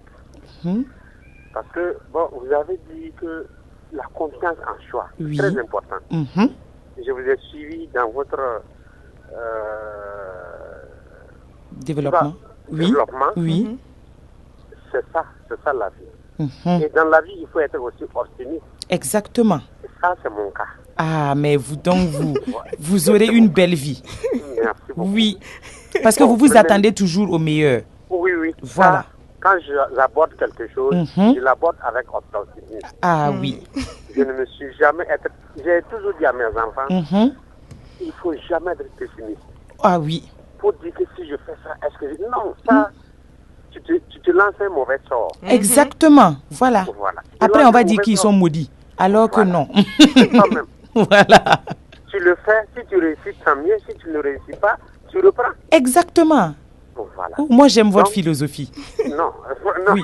je vis dans ça. Ok. Ah, tant mieux. Vous avez dit quelque chose encore qui m'a trop tiqué. Il faut s'en féliciter soi-même. Exactement. Ne pas s'attendre à quelqu'un pour te dire tu fais du bien. Oui. Rares sont des gens qui vont venir vous dire vraiment, vous témoigner votre bienfait. Exactement. Mais quand tu fais tes bienfaits, toi-même tu es fier. Exactement, oui. Et que tu te sens dans ça. Voilà, tu te sens bien. Tu te sens bien. Tu n'as pas besoin à ce que quelqu'un te dise. Exactement. Mais des fois aussi, il y a des gens, quand tu fais du bien, malgré que tu as fait du bien, au-delà de ça, ils vont te faire du mal. C'est-à-dire, ils ignorent ce que tu fais là-bas. Ça fait mal. Oui, mais ça, on ne peut rien contre. Mais l'essentiel est que vous-même, vous sachiez, comme vous le dites, ce que vous faites de bien ou de mal. Tout à fait. Oui. Et je n'ai jamais cessé de faire du bien. Ah, Dieu merci. Mais que Dieu fasse que vous continuez comme ça dans ce sens. Je n'ai jamais cessé de faire du bien. Je sais qu'à la fin, c'est moi qui gagne. Exactement. Merci beaucoup. Mais, franchement, j'ai un problème. J'ai un projet. Oui. Monsieur Kaboré, il faut que vous soyez un peu bref parce qu'on est presque à la fin de l'émission. Mais on va vous écouter, allez-y.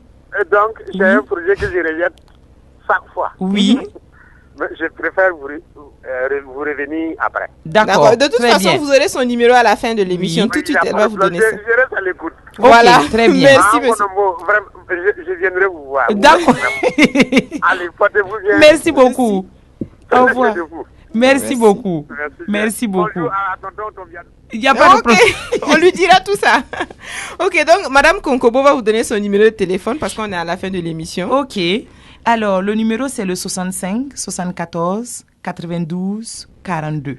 Alors, notez bien le 65 74 92 42. Voilà, vous aurez toutes ces coordonnées de toute façon sur le Facebook de Horizon FM. Exactement. Donc, on vous remercie d'avoir suivi l'émission et on vous retrouve dimanche prochain sur Horizon FM, la 104.4, même heure, 10h midi. C'était Laetitia Ouedraogo avec vous et avec notre invitée, Madame Konkobo Netouré Fatim. On s'est bien amusé, on s'est marré. Bon, on a eu des auditeurs très passionnants. Exactement. Voilà, donc on vous remercie tous d'avoir participé à l'émission. Au revoir. Merci beaucoup à vous et au plaisir de revenir ici. Merci.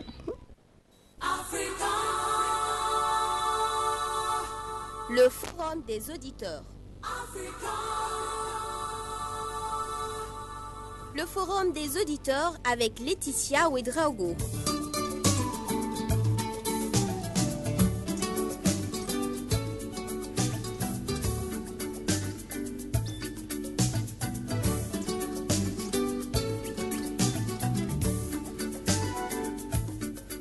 Le forum des auditeurs, c'est chaque dimanche de 10h à 12h sur Horizon FM.